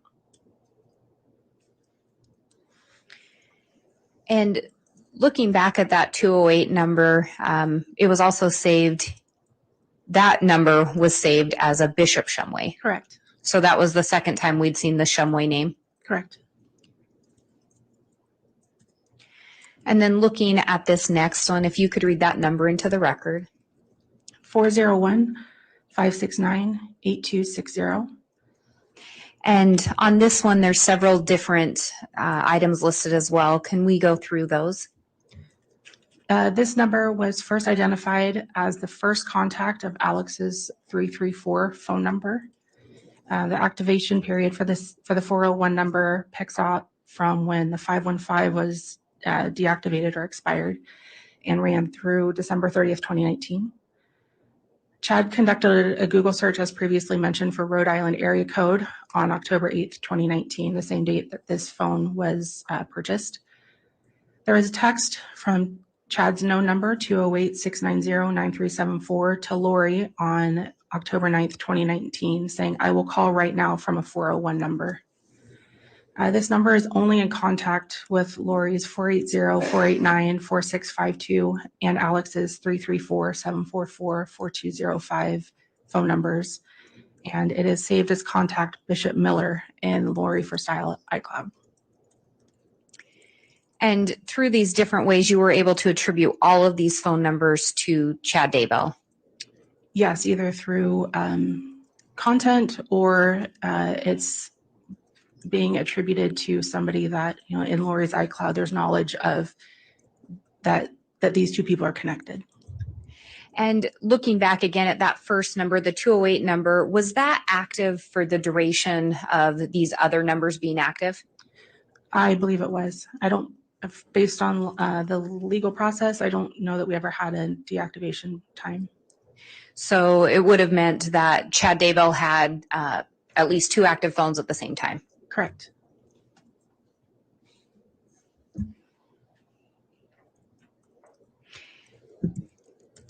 And in looking at this next slide, there's 2 more numbers listed here. What was it about these 2 numbers that drew your attention? While these don't necessarily, I mean, these numbers are relevant in the sense that they help further attribute Chad to additional numbers, but also Chad and Lori's aliases that are used throughout the investigation. And what are those aliases?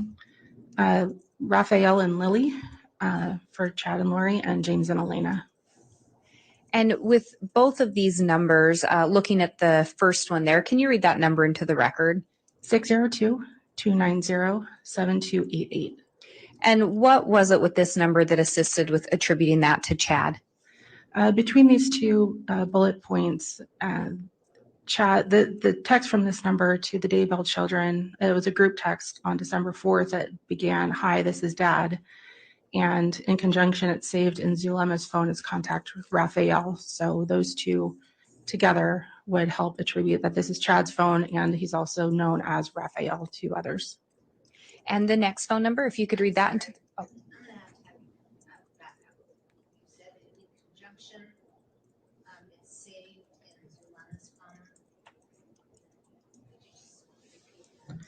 Has saved as contact Raphael in Zulema's phone. And with that next number, if you could read it into the record. 480-341-9585. And what, how were you able to attribute that phone to Chad? Based on subscriber records for the James Lozelina at iCloud.com, this phone number was listed in the subscriber records. There was also a text from this number to the Daybell children on December 14th, 2019 that begins, "Hi, this is Chad." And it was a number being used by Chad and Lori according to Ian Pulowski.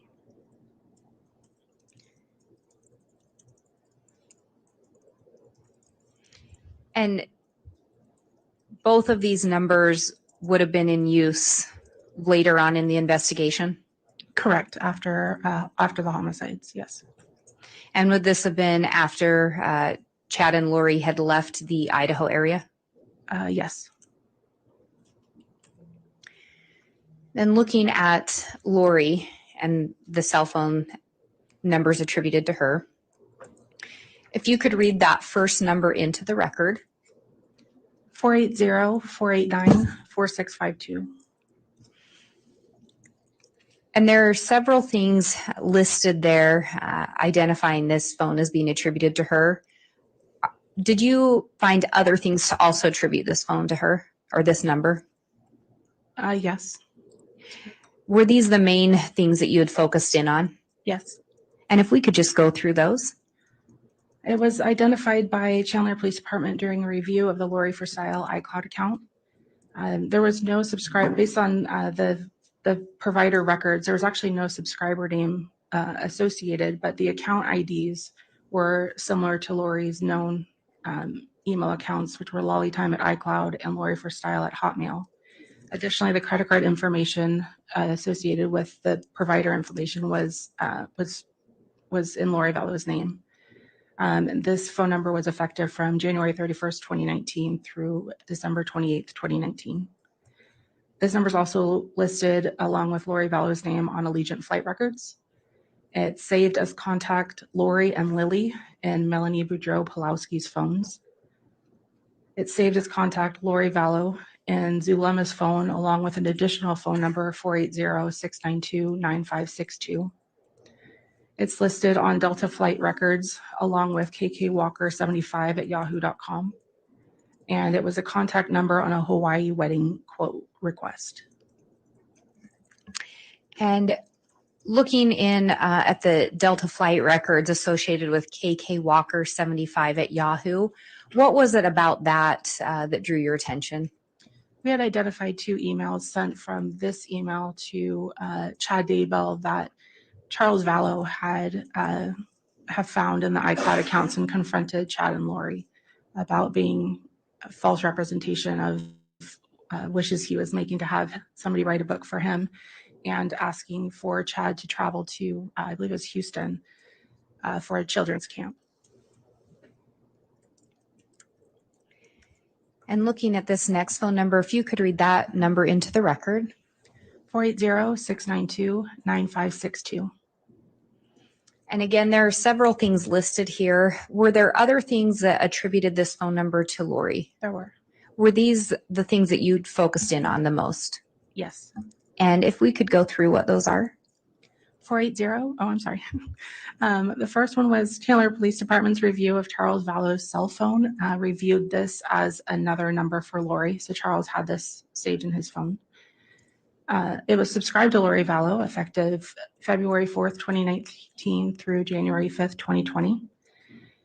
Based on legal process, we found that this number was associated with the LollyTime at iCloud, Lori for Style at iCloud, and LollyTimeForever at gmail.com accounts. It was listed as the Amazon shipping contact for Charles Vallow at 565 Pioneer Road, apartment 175 in Rexburg, Idaho. It was the contact number provided on P.O. Box 415, Sugar City, Idaho application, along with Lori Vallow's name. It was saved as contact Lily and Lolo and Melanie Boudreau-Pulowski's phone. And similarly to the prior number, it was listed as a contact number on the Hawaii wedding quote request. And looking at that Amazon shipping, the 565 Pioneer Road, is that an address that was ever associated to with Charles Vallow that you're aware of? No, it was not. Was it an address that he ever lived at, if you're aware? No, it was not. Is that an address that was associated with Lori Vallow? Yes. And did she live there? Yes. And looking at the next one, could you read that number into the record? 808-755-5452. And similarly, there's several things listed there. Were there other ways in which this number was attributed to Lori? Yes. Were these the main ones that you focused in on? Yes. And if you could indicate what those are. Lori provided this number to Chandler Police Department during their investigation into the death of Charles Vallow. It was subscribed to Premier Financial Services effective January 8th, 2016 until November 24th, 2019. It was associated with the Lori for Style iCloud account. There was an IM to a Peter Dickinson on August 8th, 2019 that stated, "Hi, Peter, this is Lori Vallow." It was saved as contact Lolo Vallow in Melanie Boudreau-Pulowski's phone. It was saved as contact Lily in Melanie Boudreau-Pulowski's phone. And similarly to the other two numbers, it was listed as a contact on the Hawaii wedding quote request. And on those Hawaii wedding quote requests, do you know, was that filled out in conjunction with Chad and Lori's request to get married? Yes. And then looking at the Premier Financial Services, what was it about that drew your attention? That was Charles Vallow's business.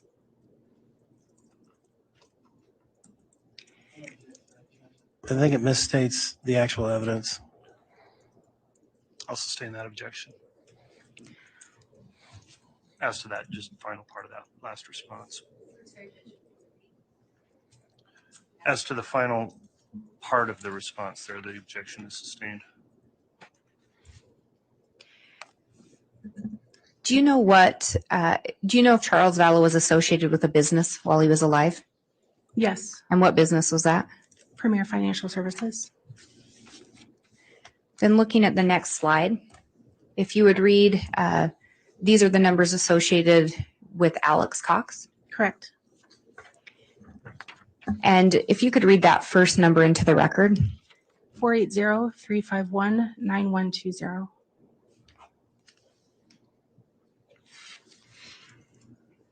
And there are 6 different things listed there. Were there other ways in which this number was attributed to Alex? Yes, And were these the main ones that you focused in on? yes.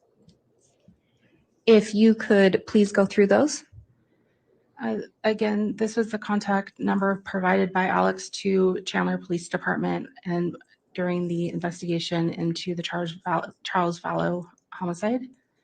It was actually subscribed to Alex Cox with an effective date of February 27th, 2015 until an unknown date based on the legal process only went up to a certain date. So I'm not sure when it ended exactly.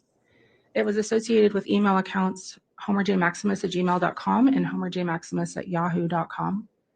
It was saved as contact Alex Cox in the lollytime at iCloud.com account and as Alex Cox in the Lori for Style iCloud.com account.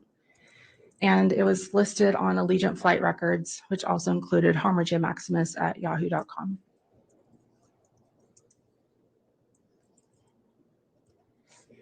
And looking at this next phone number, if you could read that into the record. 304-960-5998. And there are not as many things listed on this one. Were there other ways in which you attributed this phone to Alex Cox? There was not much on this phone. There are other ways, but through location services, but I cannot testify to that. So based on what you could review, if you could go through what led you to attribute this phone to Alex Cox. It was identified through the phone's IMEI as being associated with the homerjmaximus@gmail.com subscriber records or access records. There was no subscriber name associated with this number, but there was an account ID of raymaximus@gmail.com, and it was effective from September 27th, 2019 through December 28th, 2019. And on this next one, if you could read the number into the record. 334-744-4205. And were there other ways in which, outside of what's listed here, were there other ways in which this number was attributed to Alex Cox? Yes, Were these the main ones that you focused in on? that I focus in on, yes. And if you could indicate what those are. This phone number was associated with a Samsung Galaxy phone recovered from Alex's Rexburg apartment. There was no subscriber name as indicated by the provider. However, there was an account ID of raylamar@gmail.com. It was effective from October 9th, 2019 through January 9th, 2020. And it was saved as contact Spencer's wife in the Lori for Style at iCloud.com account.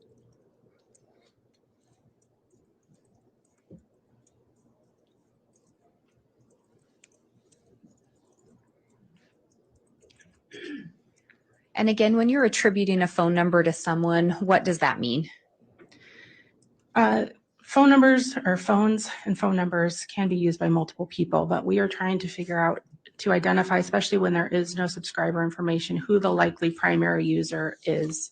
Obviously, phones can be passed around.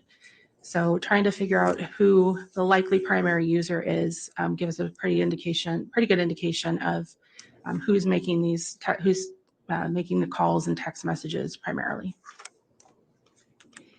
And Your Honor, I would indicate there are a couple other exhibits that I intend to try to introduce with this witness. I can move forward, or I didn't know if the court would like to break at this point before we get into the next exhibits.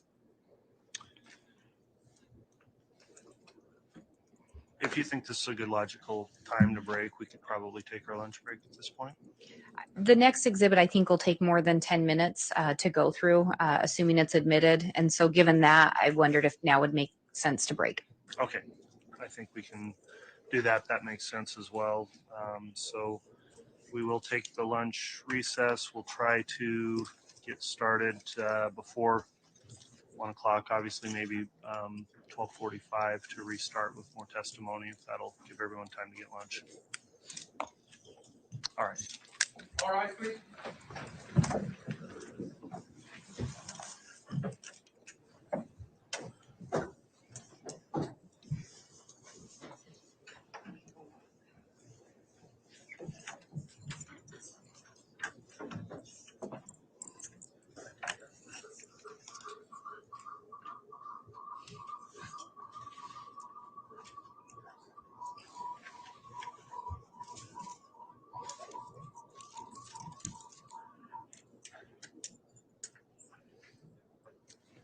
Recess. Thank you. Please be seated.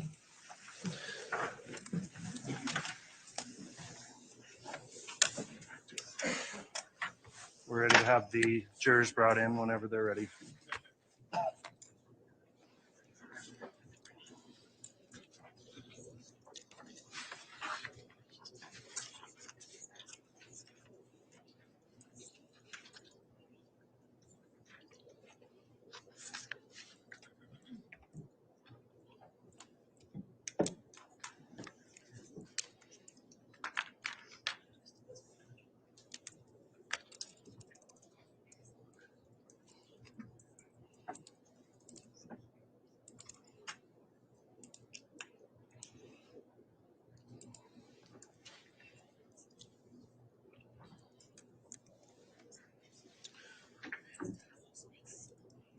Oh.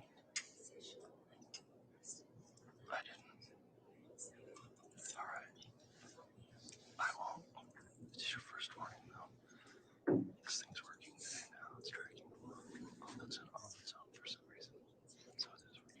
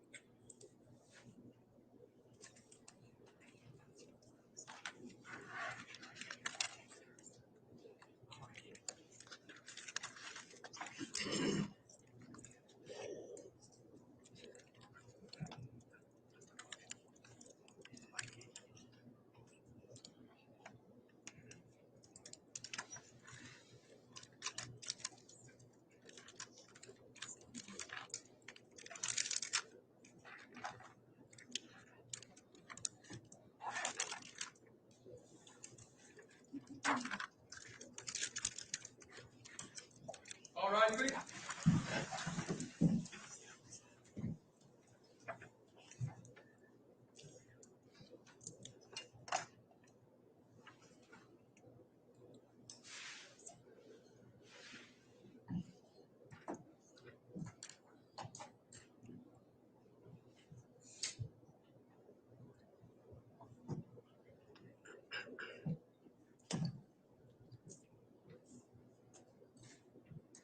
Jurors all present, count for Your Honor. All right. Thank you, Mr. Bailiff. Please be seated.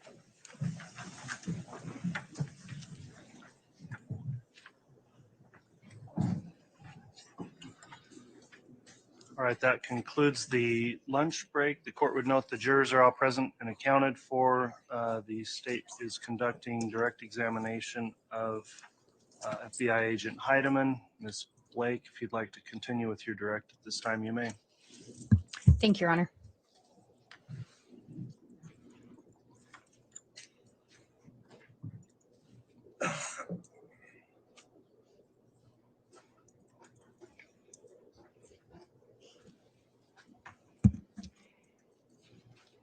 Ms. Heideman, as part of your responsibilities, were you also asked to look specifically for evidence of wedding planning? Yes, I was. And again, did you review phone data? Yes, Did you review data recovered from search warrants I did. and responsive documents? Yes, Did you discuss the case with other investigators, yes, both special agents and detectives? yes, Did you also read reports of interviews? I did. And in preparation of your testimony today, did you create a PowerPoint exhibit? I did. And Your Honor, I'm going to ask that both the witness, the court, and the witness be handed what's been marked as State's Exhibit 185. Similar to the other ones, these are pages that are part of a PowerPoint, but for courtesy of the court, counsel, and the witness, we printed out the pages associated with that PowerPoint. All right. Thank you, Ms. Blake.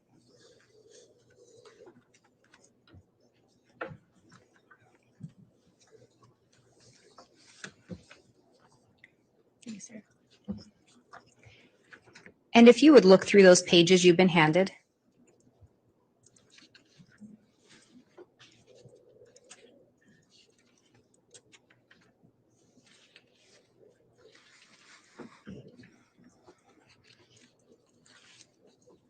Okay.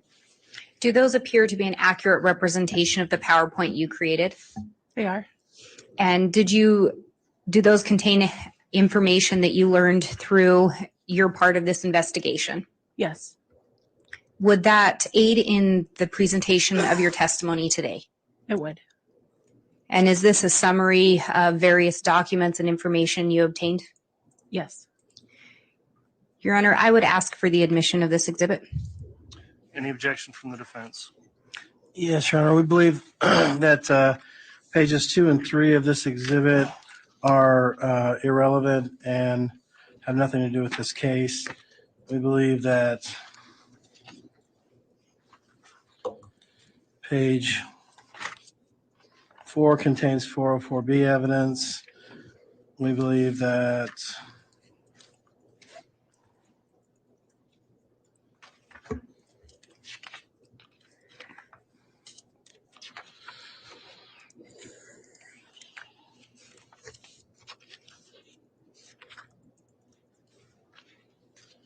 those are all the objections that we have.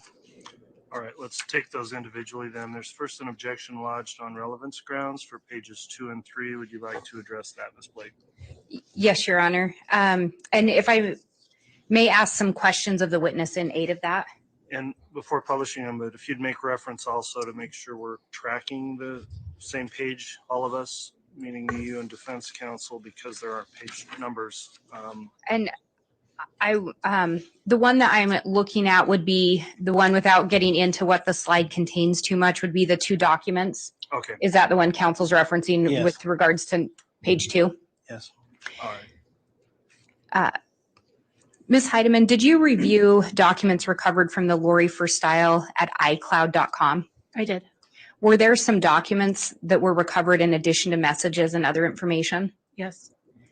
And looking at page 2, without describing what's on it, is that one of the documents that was recovered from the Lori for Style at iCloud.com review? It was. And then similarly with page 3, was that document also recovered from the Lori for Style? It at was. iCloud? And it was? Yes. Your Honor, I think given the fact that these were discovered in the Lori for Style iCloud, which has already been submitted to the court, that account and the documents retrieved from that and the information, I believe they're already in evidence. So with that, I'd ask to be able to admit it because they've already been admitted, and I think we could get to the relevance argument when we start to discuss that, unless the court wants me to go into more detail now. I think we need to determine before it's admitted whether or not the relevance objection would be sustained. So now that I've looked at it and reviewed it, Mr. Thomas, do you have any further objection as to the relevance on those first 2 pages? Yes, Your Honor. I don't know if these were to Lori Vallow or from Lori Vallow. And I think it would be significant to know that. And I'm again objecting to the relevancy. I don't think it has anything to do. I'm just going to, yeah. The question I have looking at them, Ms. Blake, on pages 2 and 3, I think given the theory of the case of the state, there is relevance here and would overrule an objection just based on relevance. Looking at the content, question I would have then is whether this is, what is the source of this information? I mean, I don't know that this is actually information that was obtained and gathered by the investigator here directly from an account of the defendant or a co-conspirator alleged, or whether or not this was actually the information that was located in this account, the iCloud account. If I made that clear or not. If I can ask some additional questions, I may be able to clear that up. So a foundational concern is what I have. Thank you, Your Honor. All right, thank you. With regard to those two documents, I believe you already indicated they were located in the Lori for Style at iCloud.com, the responsive documents for that account. Correct.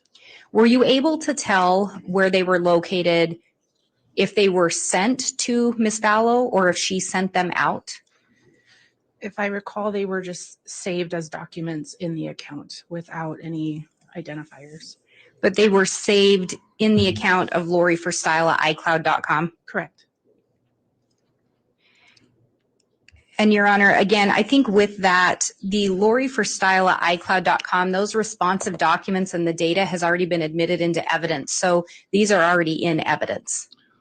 Okay, and with that explanation also, I just was concerned about foundation, whether this was information that was extrinsically brought in through the investigator or whether it was actually in that account. So I'll overrule the objection as to relevance, and that satisfies my foundational concerns. So pages 2 and 3, the objection's overruled. So then there was another objection on page. I believe it's page 4. And just to be clear, is that regarding the Google searches? So that we're looking at the same page? There was a 404B objection. Would you? I think that was on page 5. On page 5. Oh, was it page 5? Okay. I was looking at page 4.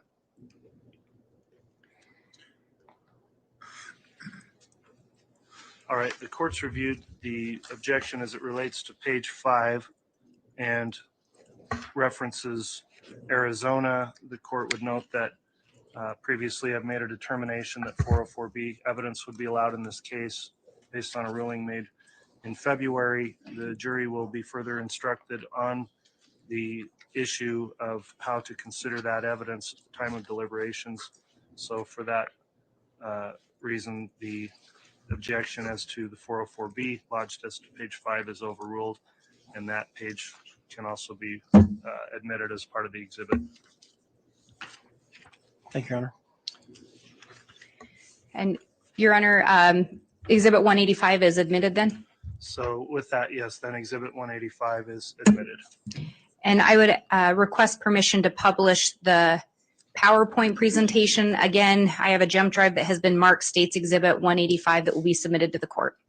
Okay, so the exhibit will actually be the PowerPoint file that's located on that jump drive. The court has a courtesy copy, and with that, you can publish from the PowerPoint, Ms. Blake.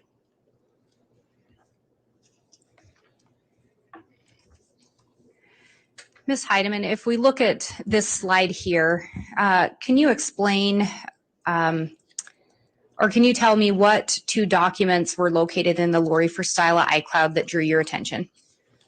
Two documents, one titled 7 Archangels and the second one Presiding Council of Archangels. And in looking at this first document, the 7 Archangels, what was it about this document that drew your attention? Initially, what drew my attention are the references to Raphael and James, or James the Just, which we saw Chad refer to himself frequently by those aliases. And was there anything else that caught your attention? To the presence of the day Tuesday, as well as a crystal affinity of malachite. And we've talked a little bit about malachite before. What was it about Tuesday that drew your attention? Tuesday, in relation to Raphael and James, or Chad, stood out because Chad and Lori ended up getting married on a Tuesday. And if we turn to that second document, the Presiding Council of Archangels, what was it about that document that stood out? It contained very similar names, James and Raphael, along with new names, Elena and Lily, and then the combination of both together. And what was the significance of Elena and Lily? Those names appeared in context with Lori in text messages and I believe emails in the iCloud account. And then when we look at the Raphael and Lily together, what did you notice? Similarities with the date of Tuesday and the color of green.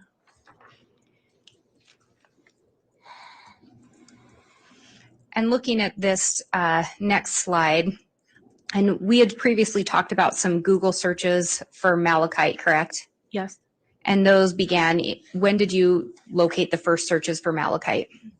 I believe Chad's first search for Malachite was in March of 2018, and then not again until May of 2019 when it appears in Chad and Lori's Google search history. And in the Google searches that are up right now, do you know who had Googled those? Well, they appear in the chad.daybell@gmail.com search history. So they were Googled from that account at least. Correct. And what about this next one that appears? That appeared in the lollytimeforever@gmail.com search history. And what date was that searched? That would have been, May 7th, 2019. And it has a timestamp there. Do you know what time that is in?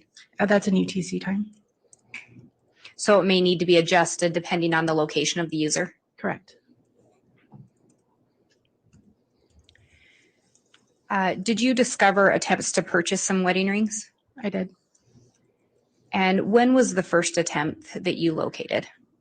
The first attempt I located was on August 14th of 2019, in which Lori purchased 2 glow-in-the-dark malachite inlay titanium rings from an Etsy site and provided a shipping address to 5531 South 4 Peaks Place in Chandler, Arizona. And that address that appears in there, that 5531 South 4 Peaks Place, do you know who that address was associated with? With Lori Vallow. And before we talked about some searches done in May of 2019, do you know, was Charles Vallow alive at that time? For the searches, yes. And was Tammy Daybell alive in May of 2019? Yes. And then on this August 14th date, do you know if Charles Vallow was still alive? He was not. What about Tammy Daybell? She was. And we talked about the UTC time zone. Do you know where that time zone would be? It's kind of just a standard, like a 0 time frame. And then it's adjusted depending on your location to the different time zones? Correct, yes.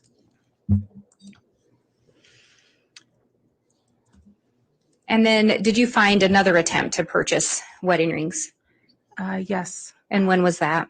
On August 25th, 2019, Lori attempted to purchase 2 custom titanium rings with malachite stone inlays in size 4.25 and 11.5 from Revolution Jewelry Designs with an express insured shipping to 565 Pioneer Road, apartment 175 in Rexburg, Idaho.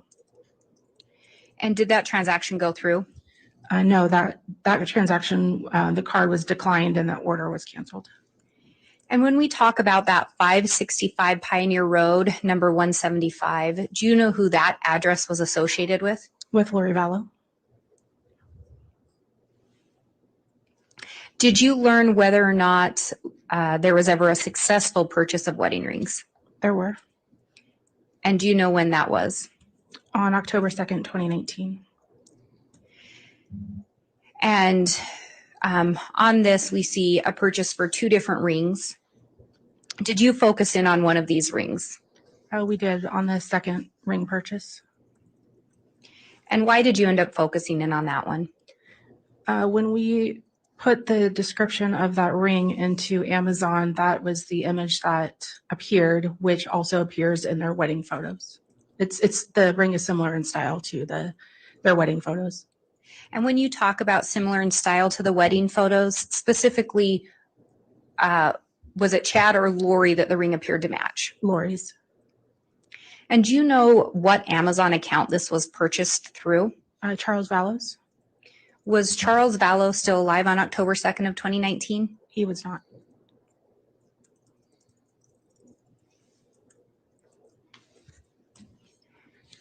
Was there another ring purchased that day? Yes, there was. And do you know where that was purchased from? That was purchased through Roy Rose Jewelry on the again through the Charles Vallow's Amazon account. And what did this appear to be, a man or a woman's ring? Based on the size, it was more than likely a man's ring. And what size was ordered initially? 11.5. Did you notice another transaction in regard to that ring?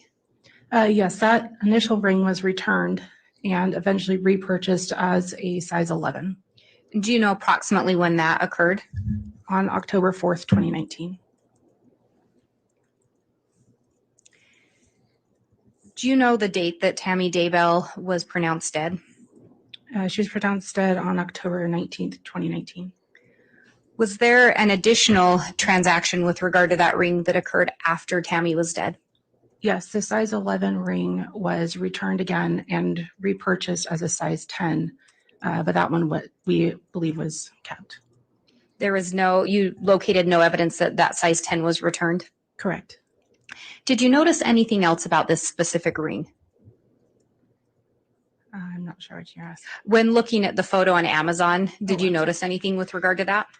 Yes, similarly to the prior ring, when we input the Thorsten Mahai Malachite stone inlay into Amazon, the image that resulted is the image purchased there, which again appeared to be similar to Chad's ring in their wedding photos. And is this the wedding photo that you were referencing? It is. And so when you looked at this photo, you compared it to those rings to determine that they appeared similar? Correct.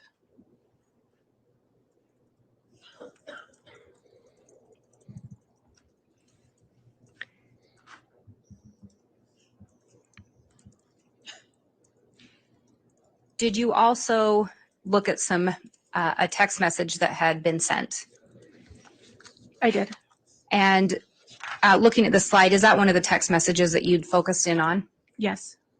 And I say text, but it says SMS message. Is that correct? Yes. Could you determine most likely who that message was sent from and to whom? Again, based on phone attribution, we believe the 515 Bobby number to be attributed to Chad. And who would the message have been sent to most likely? This was in the Lolly Time account, so to Lori Vallow. And what was the date of that message? July 13th, 2019. Did anything stick out to you about that date?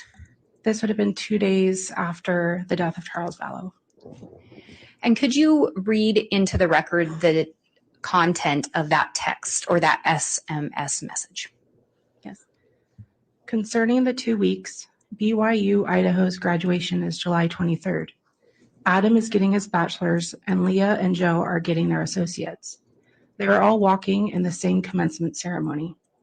I feel she will be gone by then, but I will still have that hoopla to deal with because a lot of my and Adam's family are coming and will stay for July 24th. So I believe that's why the Lord hinted I might not get to be with you until that is over. Please ask about that. The individuals mentioned in that message, do you know who they are? Yes, Adam and Joe are Chad Daybell's sons-in-law, and Leah is his daughter. And there's some writing there at the bottom of the screen. Were those things that stood out to you about the text? Yes. Did you also review some texts between Chad and Lori from July 22nd of 2019? I did. And on this slide, you have regarding quiet and the plan. When you're referencing the plan, was this in relation to a specific plan? It appears to, with the totality of everything, to be the plan to be in Hawaii together. And to ultimately be together? Correct. And in looking at that text exchange, could you indicate who the text originates from and to whom, or who we believe that it originates from and to whom, and the content of the message? Yes. Similarly to the prior text, the iCloud shows that it originated, or it's in this situation, a to from situation from the 515 Bubby number previously attributed to Chad to Lori. And what is the content of that first message? Love you, going with Garth in an hour to see Other Side of Heaven too. Missing you desperately, but so excited to be with you. And is there a response from Lori? Yes, Lori responded, you will love it. And then the next message? The 515 Bubby number responds, not as much as I love you. And does Lori respond to that? She does. She says, "I love you. You will enjoy the scenery. It looks like Kauai a lot. And is there another message then from Lori? Hopefully we will be there someday soon together." And what is the number associated with Chad's response? That is the plan and my greatest desire.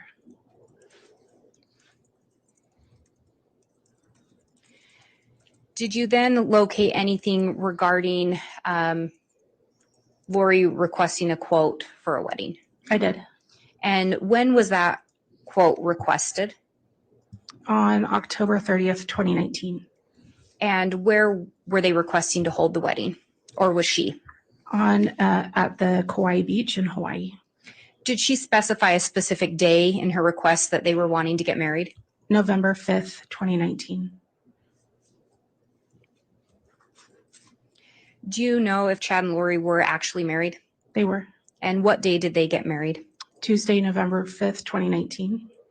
And do you know if they exchanged rings? They did. What type of rings did they exchange? They appear to be Malachite rings.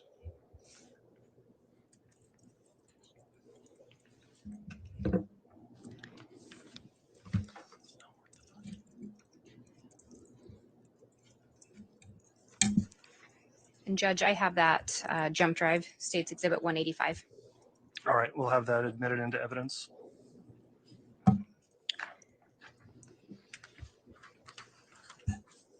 Your Honor, I also have what's been marked as States Exhibit 230. These are records, business records that contain a certification. I have a copy for counsel, the court, and the witness, and a courtesy copy for Your Honor as well. If we can show it to defense counsel. It's my understanding this was already stipulated to with having the business record certification. All right, we'll take a moment and review those.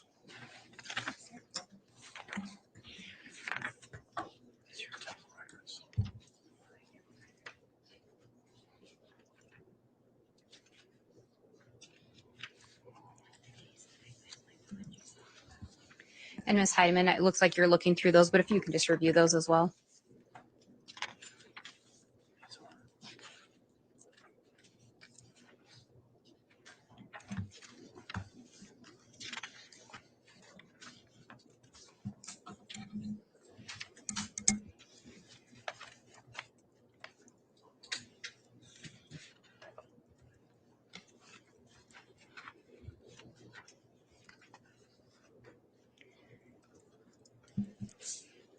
And Your Honor, again, the state would move for those admissions, the admission of that exhibit based on stipulation. Any objection as to admitting Exhibit 230? I'm just going to object to the completeness of it. This is not the complete record of what was sent or that what was received in this search warrant or subpoena. All right, response to that, Ms. Blake? Your Honor, if I may have just a moment. Yes.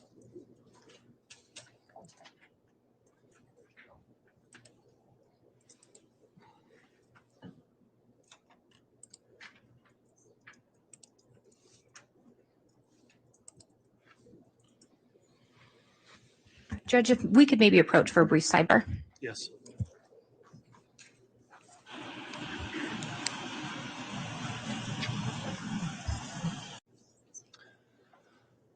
All right, on the sidebar, Ms. Blake, I understand there are some additional records that would be included with this particular exhibit, and the state's going to retrieve those at this time. Is that correct?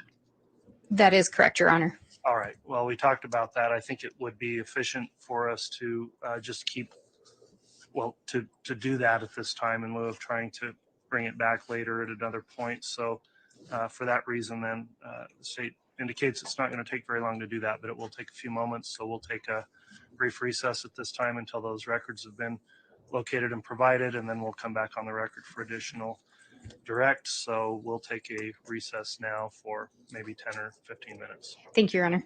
Thank you. All right, please.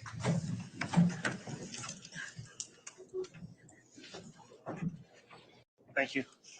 We'll have the jurors brought in. Just remain standing.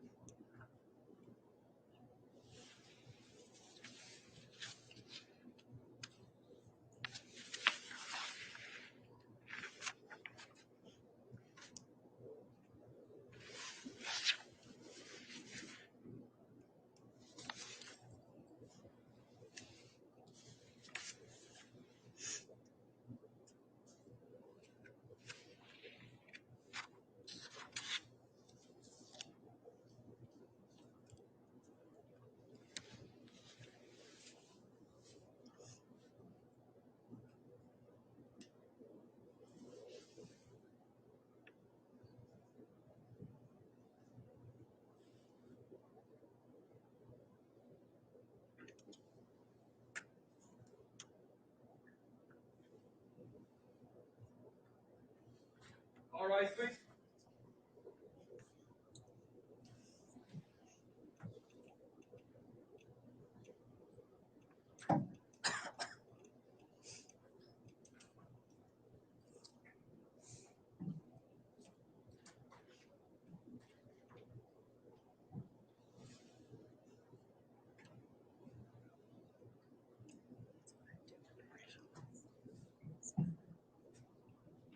Jury's all present, count. All right, thank you, Mr. Bailiff. Please be seated.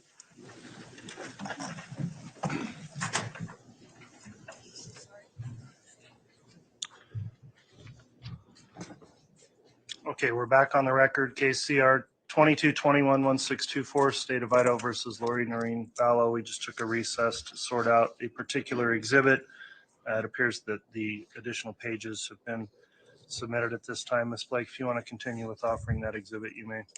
Thank you, Your Honor. And for the record, counsel was right. There were some missing parts to that exhibit. Those have been located and attached at this point. I had them attached to both the court's courtesy copy, the official copy, as well as have attached one to the exhibit for the witness, and defense counsel has provided those additional pages. So with those additional pages being attached to that exhibit, we would move for the admission of State's Exhibit 230. Okay, any objection now to admission of Exhibit 230? No, Your Honor. All right, Exhibit 230 will be admitted. Ms. Heideman, did you have a chance to look at Exhibit 230? I did. Do you recognize that as some documents that you had been asked to review as part of your role in this investigation? Yes, In reviewing those, did you end up putting together a PowerPoint presentation regarding what you observed in those records? I did. And is it something that you believe would aid you today in your testimony? Yes. And Your Honor, I have what's been marked as State's Exhibit 185A. I have a copy for counsel. I just made 3 copies, but counsel, the court, and then if the witness can be shown one. Yes. And again, similar to the last exhibits, this is a printout of a PowerPoint presentation that is on a separate jump drive, also marked as State's Exhibit 185A. All right, thanks for that explanation.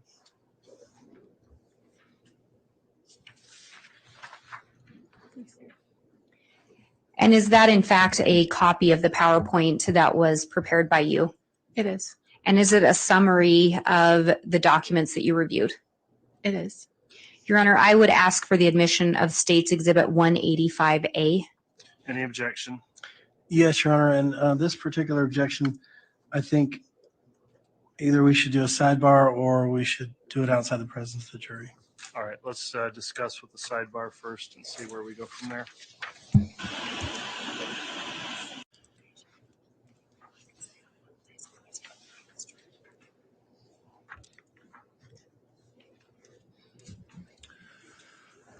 All right, after sidebar, we'll be back on the record. The court had a discussion with counsel about this objection. Mr. Thomas, I've approved, I think it would be appropriate if you want to indicate your concern with this particular exhibit and make your objection in the presence of the jury, you may do so. Thank you, Your Honor.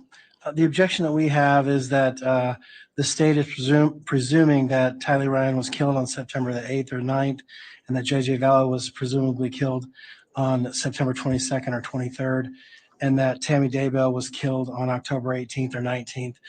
We're objecting that to the reference of them saying that they've been killed. We don't believe that it's appropriate to have the jury assume these things, that these things need to be proved out, and we don't believe that they've been proved out as of yet. All right, and in lieu of response at this time, I'll just note we did discuss this in a sidebar.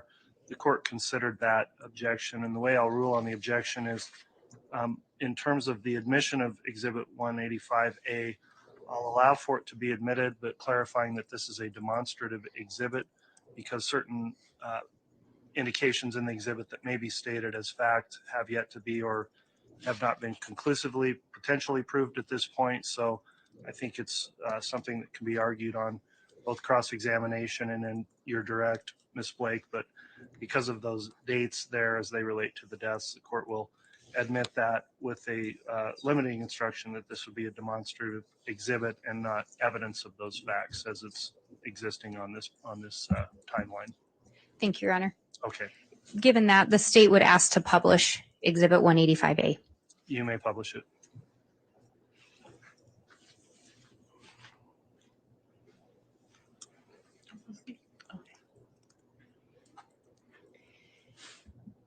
And with this, is this in fact the exhibit that you prepared? It is. Were you asked specifically to look at dates that Chad and Lori visited the temple together? Yes, And were you also asked to specifically look at dates they visited the temple together prior to being married? I was. In looking at this chart, were there specific dates that you located where they had in fact attended a temple together? Yes. And looking at those, can you indicate the dates that they attended temples together? November 16th of 2018, they attended the Gilbert Temple together. On April 3rd, 2019, they attended the Idaho Falls Temple together. On April 27th, 2019, they attended the Houston Temple together. On September 7th, 2019, they attended the Idaho Falls Temple together. On September 17th, 2019, they attended the Rexburg Temple together, although that one had a more significant time difference than previous and subsequent visits. On September 28th, 2019, they attended the Rexburg Temple together, and on October 29th, 2019, they attended the Rexburg Temple together. And when you talk about that September 17th visit and the time difference, what are you referencing there? The temple records show when a member, I believe, scans a card and it tracks the date and time to the second, and all the previous and post September 17th, they're all within a minute, 2 minutes, and sometimes seconds of each other, which is why we're saying that they're attending together. The September 17th, 2019, there was a 25-minute time difference. So I just wanted to caveat that to make it clear. And it was a 25-minute difference from when between Chad or Lori scanning their card in? Correct. And the other visits, they scanned much closer in time together? Within seconds to 2 minutes, probably on average. And looking at those first 3 dates, was Charles still alive at that time? He was. And do you know when Charles was killed? On July 11th, 2019. And then looking at those next 3 dates in September, do you know if Tammy was still alive during that time? She was. And for that first visit on September 7th, do you know if Tylee was still alive? She was. And was JJ still alive? He was. And there's a note there indicating on September 8th or 9th, Tylee Ryan was killed. Do you know the last time Tylee Ryan was seen alive? Yes, she was our last proof of life of Tylee was on September 8th, 2019, based on photographs of her in Yellowstone, found on one of Lori's iCloud accounts. So is that the presumptive date regarding when she was maybe killed? Correct. I don't know the exact date or time. And September 17th, was JJ still alive at that time? He was. Do you know the last time JJ was seen alive? Well, we know that there is a photograph of JJ saved in one of Lori's iCloud accounts the morning of September 22nd. And so when we have September 22nd to 23rd, JJ Vallow killed, is that the presumptive date? Correct. And you would gather this information and then turn it over to other investigators, is that correct? Yes. Then there are, and then there is also the indication there of Tammy being killed on October 18th or 19th. Do you know when she was pronounced dead? October 19th, 2019. And there are 2 things there in yellow regarding some attempted shootings. Did you learn that information through your investigation? I did. And so we have the October 2nd Brandon Boudreaux shooting. That was learned through the investigation. It was. And the October 9th attempted shooting of Tammy Daybell. Yes. And so while these events were occurring, there were temple visits in between. Is that correct? Yeah, there appeared to be, yes. If I may have just one moment, Your Honor. You may.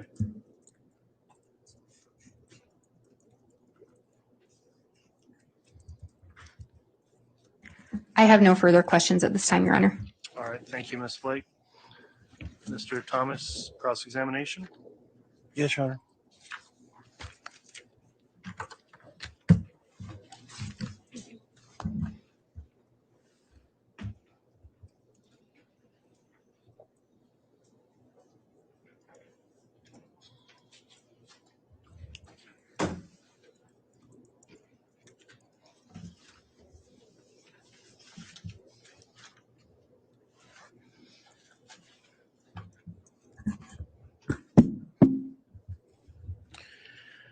Good afternoon, Agent Heideman. Is it agent or special agent or Tactical specialist. I'm not sworn. tactical specialist? Yeah. Okay. I know. It's a new one I've never heard before. Okay. And so tactical specialist, basically, you've worked for the FBI for 15 years, Yes, sir. and you indicate that you just indicated you're a tactical specialist. Before that, I believe you said you were an evidence technician. Yes, sir. What's the difference? An evidence technician in the FBI, we were charged with maintaining custody and control of physical evidence brought into and out of the FBI. Okay. And now your job is to analyze. You're more of an analyst? Yes, sir. Okay. Let's just start with some of these exhibits that the state has brought to your attention. Search activity of interest observed in Chad Daybell at Gmail. It's 184A. Can we have the 184A, please? Yeah, just hand it to the witness. That's fine.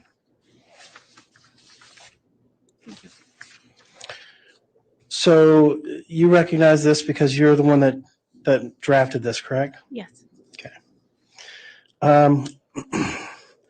So the first one is indicative of Chad Daybell at gmail.com saying, Ned Schneider, 1996, Death, Louisiana. I have a different What do you have? exhibit. It's 184A, which was a 2-page PowerPoint. Okay. That's Are what you I on thought. 184A? Yeah, 184A. Okay.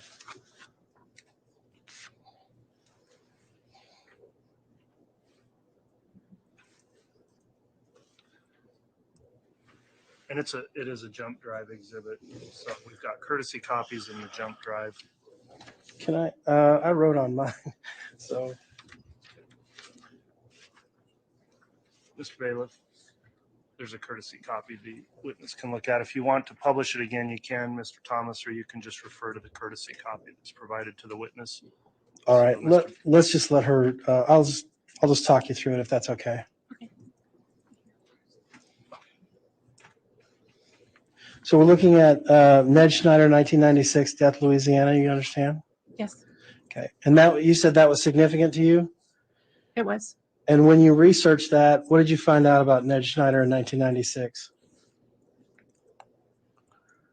We just looked at the Google search history. You mean research what he was searching? Right. I just looked at the Google search history and these situations. You didn't look into what he was looking at? I did not. No. I did Hmm. not. Is there any reason why you didn't do that? No, I suppose not. Okay. So what was so significant about Ned Schneider? Somebody told you that Ned Schneider, 1996, Death, Louisiana was something significant? The name Ned Schneider or Schneider was significant. The death dates or location was not quite as significant. You didn't think that it was important to find out who this guy was? No. Okay. The next one, 131, 2019, Ned Schneider, Louisiana obituary, 1997. Yes. You didn't look into that either? I did not.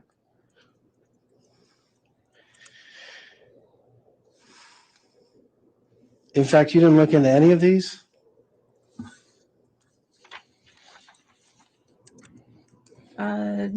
Other than maybe the Rhode Island area code to confirm that 401. No. So your search was very narrow. Your task was very narrow, just to find things within these search histories, because these search histories are huge, right? Yes.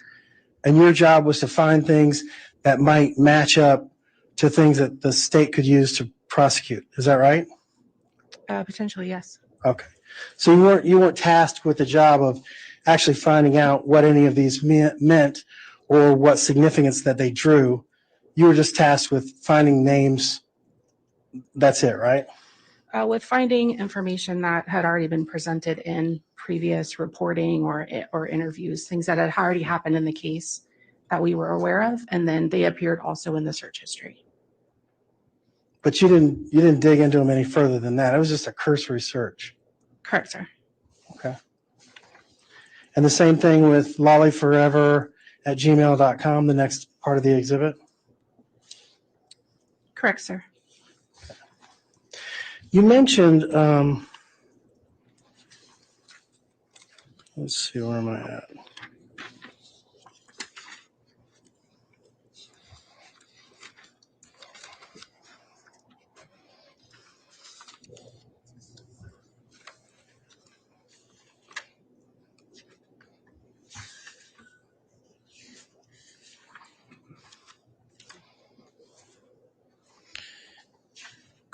Evidence of wedding planning. This was another exhibit. This was states 185. Can we have and we're done with 184A. She can take that back.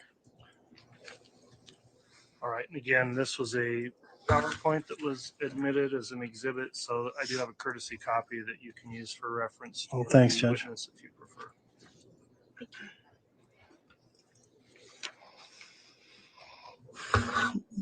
You recall testifying about this particular exhibit?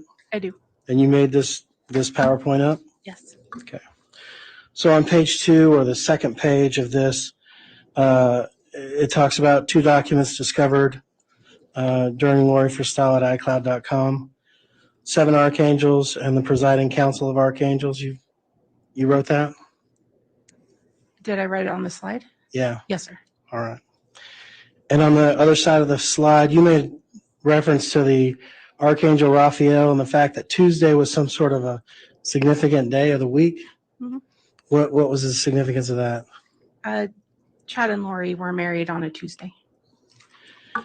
And so you thought the fact that Chad and Lori were married on a Tuesday was a significant point because it said something about the Archangel Raphael on a Tuesday?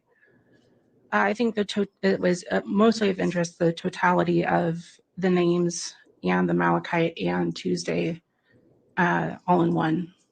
I think on each on their own, probably not, but the totality of it we thought of importance. What other things happened on a Tuesday that were of significance? Nothing that I can think of. Did the kids die on a Tuesday? I don't remember. I'd have to look at the dates. Would it be surprising if I told you they died on a Monday? Okay. Would that be surprising to you? No, Did Tammy Daybell die on a Tuesday? I don't believe so. Would it be surprising if I told you she didn't? No. Okay. Were any of these searches that were done, were any of them done on a Tuesday? Which searches, sir? Any of the searches in 184A, the ones that we talked about? I don't know. Didn't check? No, It wasn't that significant? not in reference to the search sheets. No, The day of the week? Not significant. it was not. Okay, thank you.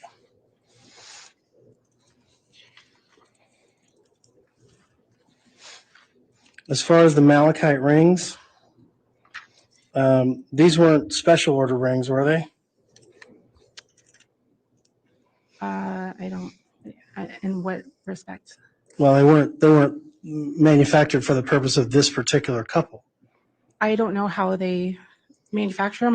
I believe the first attempted purchase on August 14th was likely a special order because the manufacturer stated he did not have time to fulfill the order. So, but I can't speak to whether the other ones are custom made by the manufacturer, or if it's a Etsy company, if it's just that individual. I don't know how custom they are.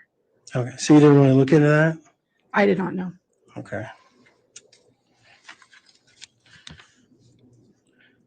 So basically we have 2 Malachite rings. You don't know if they're special order or if they were custom made, right? I do not know that, no. What we do know is that they were not the right size, Correct. apparently, right? Chad's correct. Yes, Chad's was not the right size? correct. Okay. So what size ring does Chad wear? Based on the last purchase, I would assume a 10, but I can't say for certain what size ring he wears. So you don't know what size ring he wears? I do not. All right. And what about Lori? Do you know what size ring she wears? I don't know for certain, but based on the ring purchases, I believe they were a 4.5. Okay. So you don't know what size ring Lori wears? I do not. Do you know what size ring Alex Cox wears? I do not. Do you know what size ring Zulema Pastinez wears? No. Did you research any of that? No. Okay.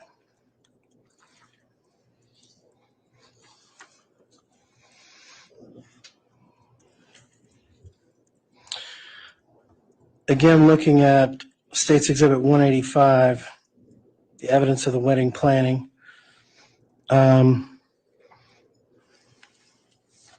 Just get you to the right page here. 1, 2.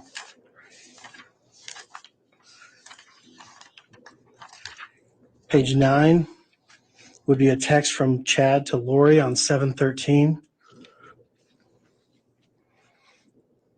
Okay.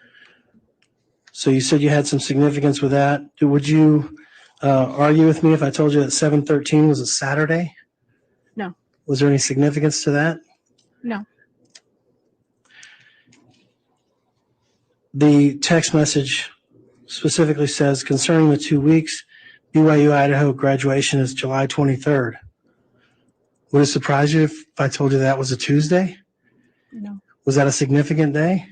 July 23rd, no.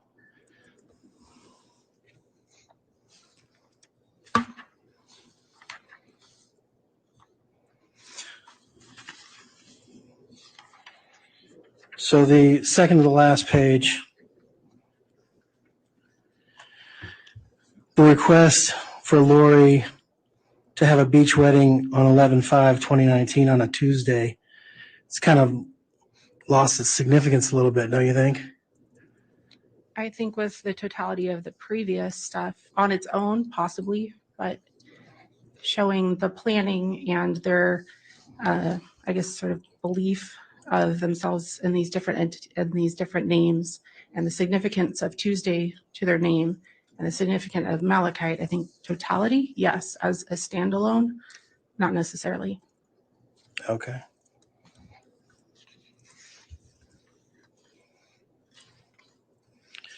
Let's turn to the temple records, Exhibit 230.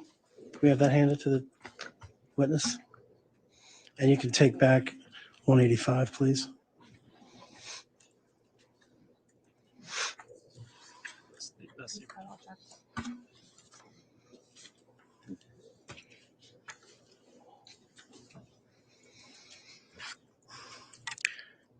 The last 3 pages of Exhibit 230, those are all of the dates and times that Lori Vallow and Chad Daybell had gone to the temple. Is that correct?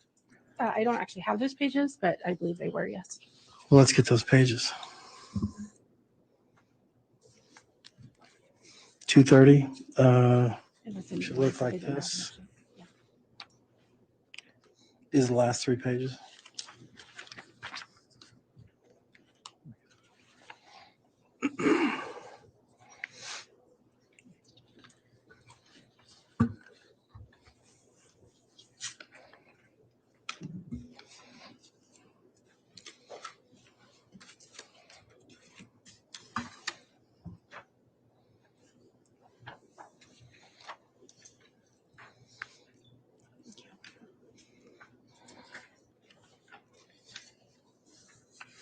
Do you have those last 3 pages? I do.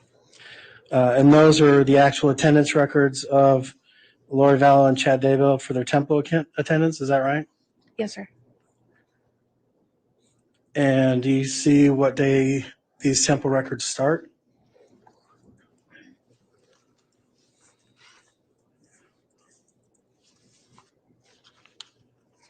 It appears that Lori Vallows starts on October 5th, 2018, Okay. and Chad Daybell's start on October 10th, 2018.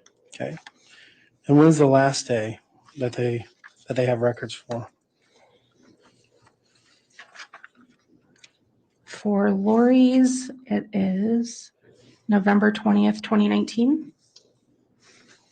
And Chad's is November 20th, 2019. Okay. And let's, in conjunction, I'd like you to also look at 185A. So I'd like her to have both of those at the same time, if that's okay.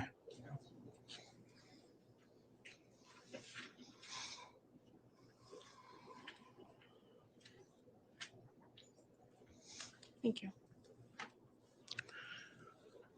So 185A is a chart that you you made up, right? Yes. Okay. And it shows that Chad and Lori had gone to the temple at approximately the same time on, looks like 7 different occasions. Is that right? Yes. And that would be during the time between all these records, right? Correct. Okay.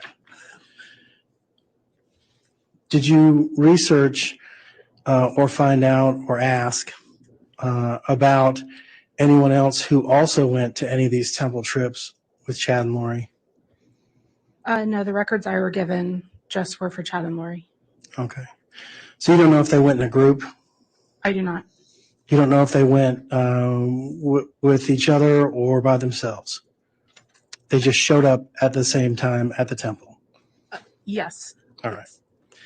And as far as Chad and Lori's temple attendance, this is but a fraction of the times that they had actually gone to the temple, right? Yes, sir. A very small fraction? Yes.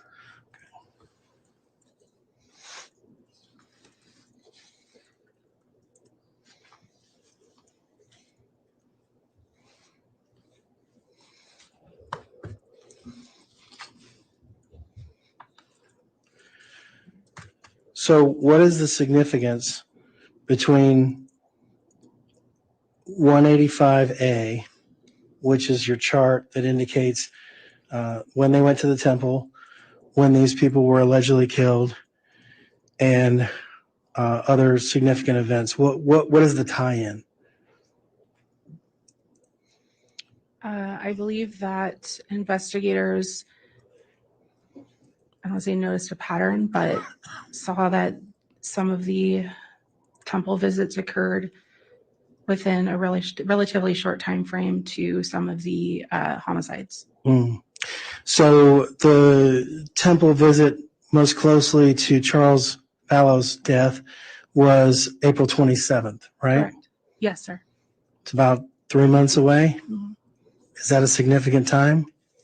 That's up for interpretation, I suppose. Well, I'm asking you to interpret. You did the chart. Not as significant as some of the others now. All right.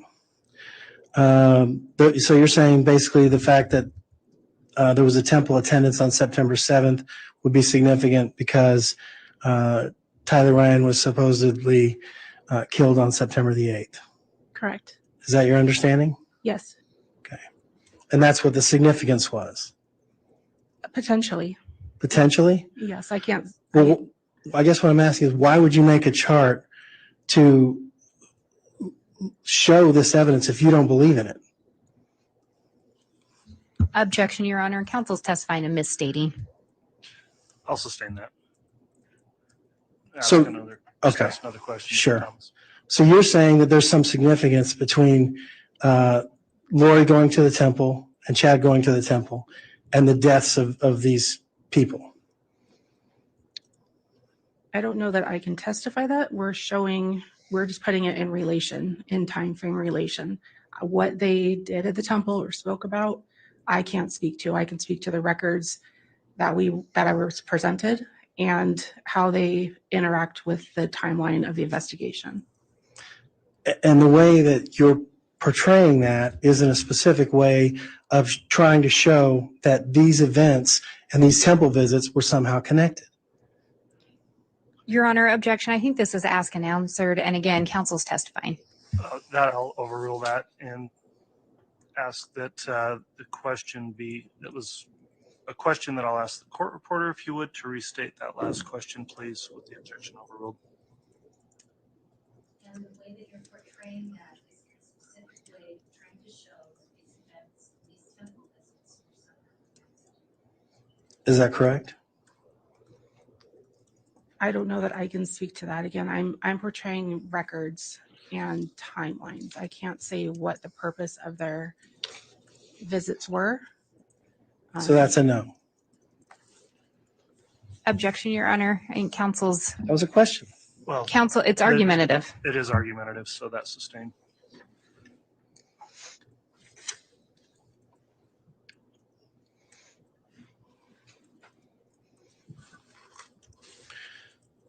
Let's move to exhibit number 186. And I'm done with 185A and whichever other one she has up there.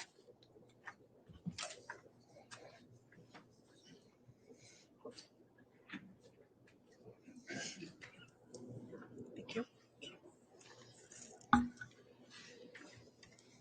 On 186, you indicate that each Chad, Lori, and Alex are attributable to having 3 phones. You say that those are significant, is that right? They had more than 3 phones, but they each had 3 during the relevant time frame that we thought were of importance. All right. And is it I'm sorry. out of the ordinary for somebody to have more than one phone number? No, sir. In fact, most people, if they have a business, they have a business phone and a personal phone, right? Correct. And maybe an extra phone, right? Sure.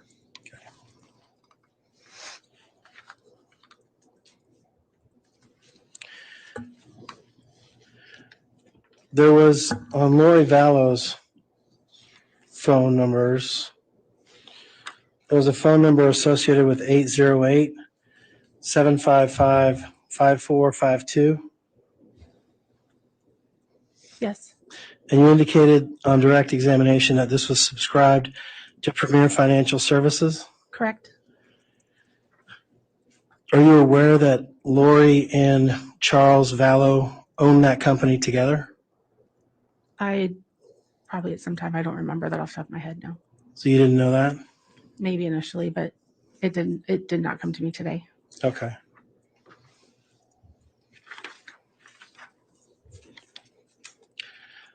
Turning the page on Alex Cox's cell phone attributions, you indicated on 2 of the phone numbers, 304-960-5998 and 334-744-4204, that there were emails attached to gmail.com emails attached to those, and that those were only effective. Well, let's just start with the first one, 304-960-5998. You indicate was effective between 9/27/2019 and 12/28/2019. Is that right? Yes. What do you mean by they were only effective during those dates? That was the time frame provided by the provider as far as how long that phone number was associated with this particular account. So how does that work when somebody's phone number is attached to a Gmail account or another account? I'm sorry, I don't understand the question. So you're saying that the provider told you that rehmaximus@gmail.com was only effective between 9/27/2019 and 12/28/2019. Oh, no, sir. The phone number 304-960-5998 was effective from September 27, 2019 through 12/28/2019. RayMaximus@gmail.com was another identifier on that account. And so you're saying that the phone number was only active between 9/27/2019 and 12/28/2019. Yes, sir. Okay, that makes more sense.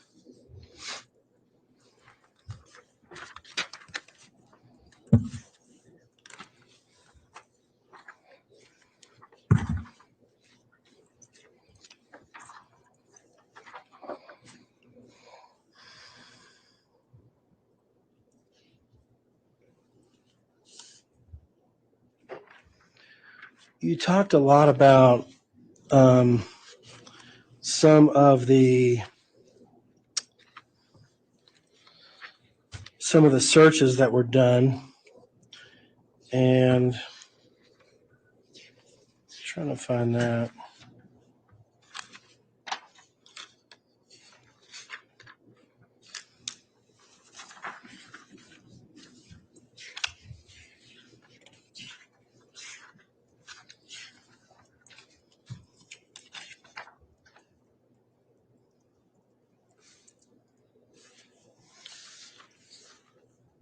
So yeah, if I could just go back to 184A, if we could have the witness handed that.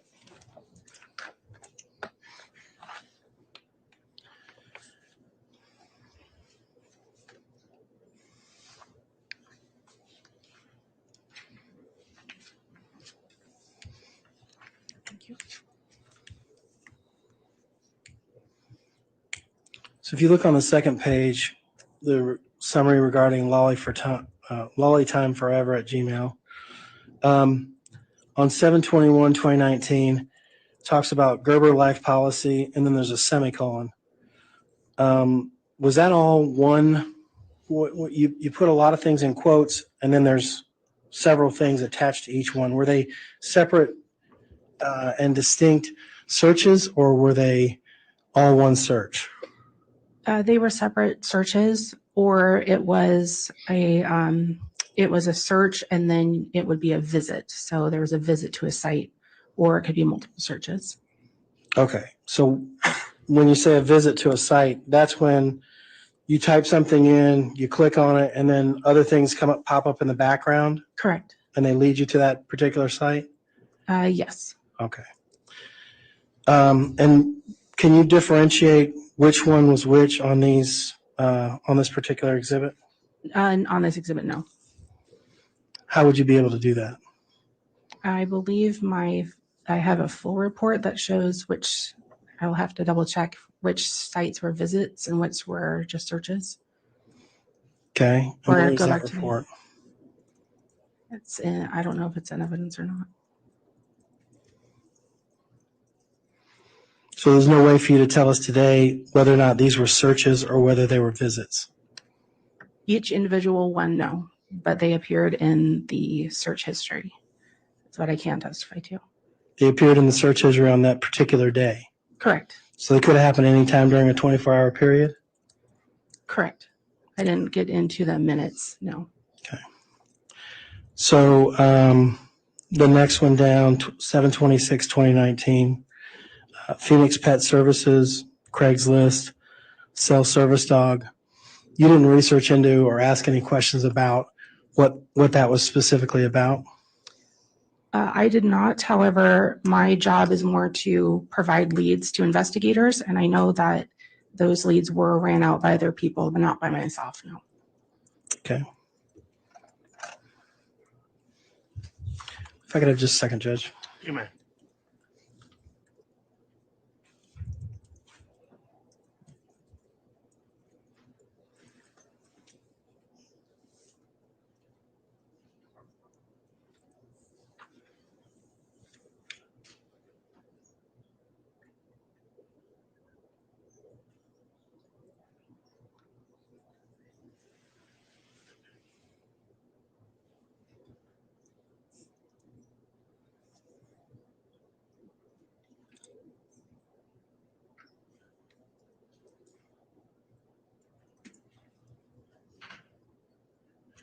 Your Honor, we're done with this witness. All right, thank you, Mr. Thomas. Any redirect? Just briefly, Your Honor. Go ahead, Ms. Blake.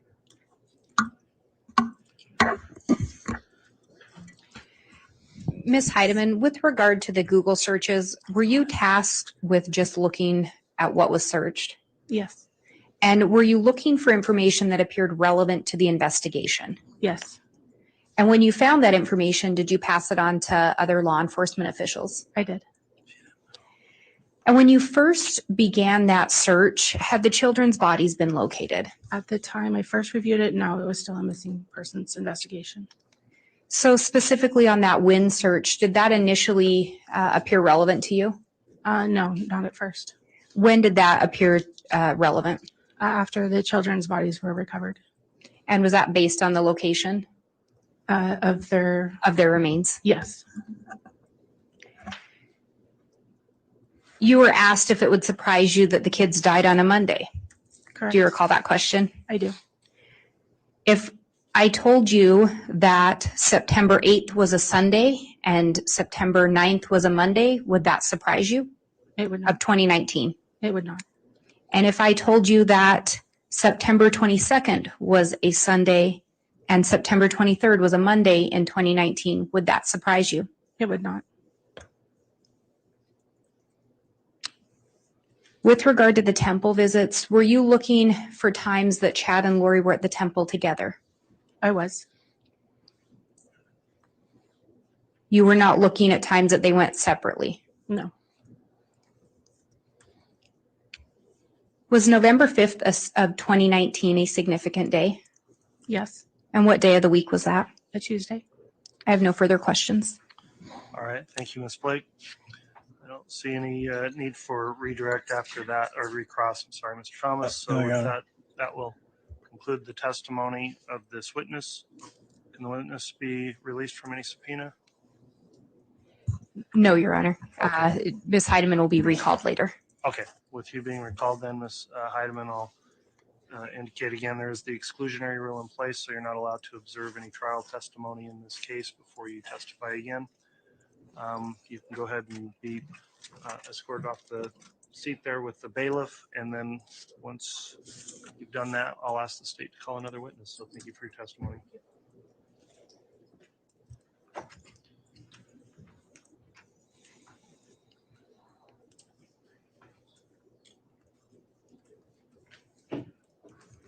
Your Honor, the state calls Nick Ballance.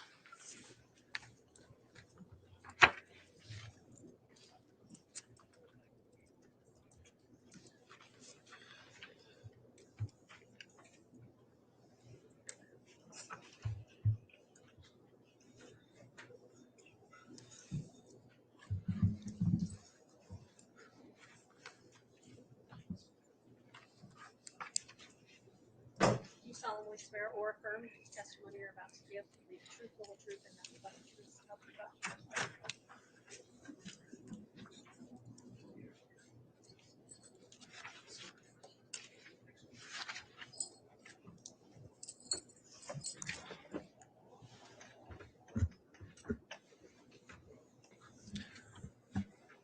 All right, Counselor, before you conduct your direct examination, I'll just ask the witness, now they've been placed under oath. Have you reviewed or listened to any of the trial testimony in this case before testifying today? No, Your Honor, I have not. All right, thank you. With that in mind, then, please make sure to make verbal responses to any questions you're asked and try to avoid talking at the same time as any attorney asking you questions so we can keep a clear record of the case. With those rules in mind, Mr. Wood, if you'd like to inquire on your direct, you may.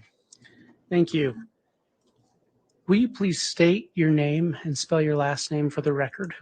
Certainly. My name is Nicholas Ballance, spelled Ballance. Thank you. How are you employed? I'm a special agent with the FBI Okay. And how long have you worked as a special agent for the FBI? since June of 2016. And where are you assigned? So I'm assigned to the Boise, Idaho Resident Agency out of the Salt Lake City Division.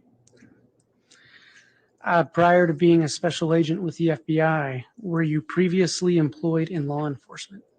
I served as a deputy U.S. Marshal with the U.S. Marshal Service for approximately 9 years. Are you a member of a specialized unit within the FBI? Yes, sir. I'm a certified member of the Cellular Analysis Survey Team, or CAST for short. What kind of work does CAST do? In a very broad sense, CAST takes cellular records and geolocation records and puts those so we can look at where a phone was located either historically or where a phone is located now. Okay. And have you used those techniques successfully in the past? Yes. Okay. What kind of cases have you used this technology in? So hundreds of cases to include, fugitive investigations, homicide investigations, missing kids, and in general, just cases where it's important to know where an individual's phone was during a specific date and time that might be of interest to an investigation. Did you do similar work when you were with the U.S. Marshals? Yes, sir, I did. And how long have you been a member of CAST? Since October of 2019. And do you assist other agencies with this type of analysis? Yes. So I'll routinely assist other federal, state, and local law enforcement agencies, as well as I've assisted search and rescue in the past as well. How do these investigators or other agents contact you? So as a member of CAST, I do a significant amount of teaching and outreach to different prosecutors' offices and other law enforcement agencies in the area and throughout the United States. So an individual could have met me at one of those trainings and could reach out for assistance on a case, or people can also reach out through our unit, and then our unit would assign cases to individuals that are usually in the same geographic area. And how many members does CAST have nationwide? Fluctuates, but approximately 70 to 80 nationwide. And how does one get selected to be a part of CAST? So there's an application process for anyone that has interest in being a part of the program. And so if your application is accepted, there's multiple trainings that you would go to. The first 3 vary between a couple of days and a week in length, and they basically start with learning how to take records and put those onto a map. The first iterations of training are very instructor-led.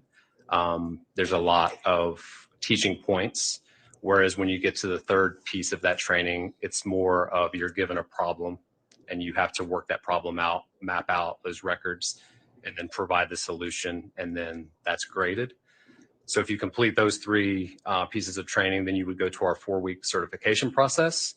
So that includes lectures specific from the different major providers, from their legal compliance people, as well as their network engineers, talking about how their networks work, how their records work, as well as instruction in radio frequency theory from university professors.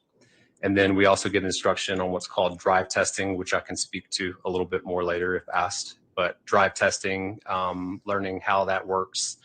And then at the conclusion, we get a practical exam where we have to take a case and work it start to finish, as well as traditional written exams that we have to pass.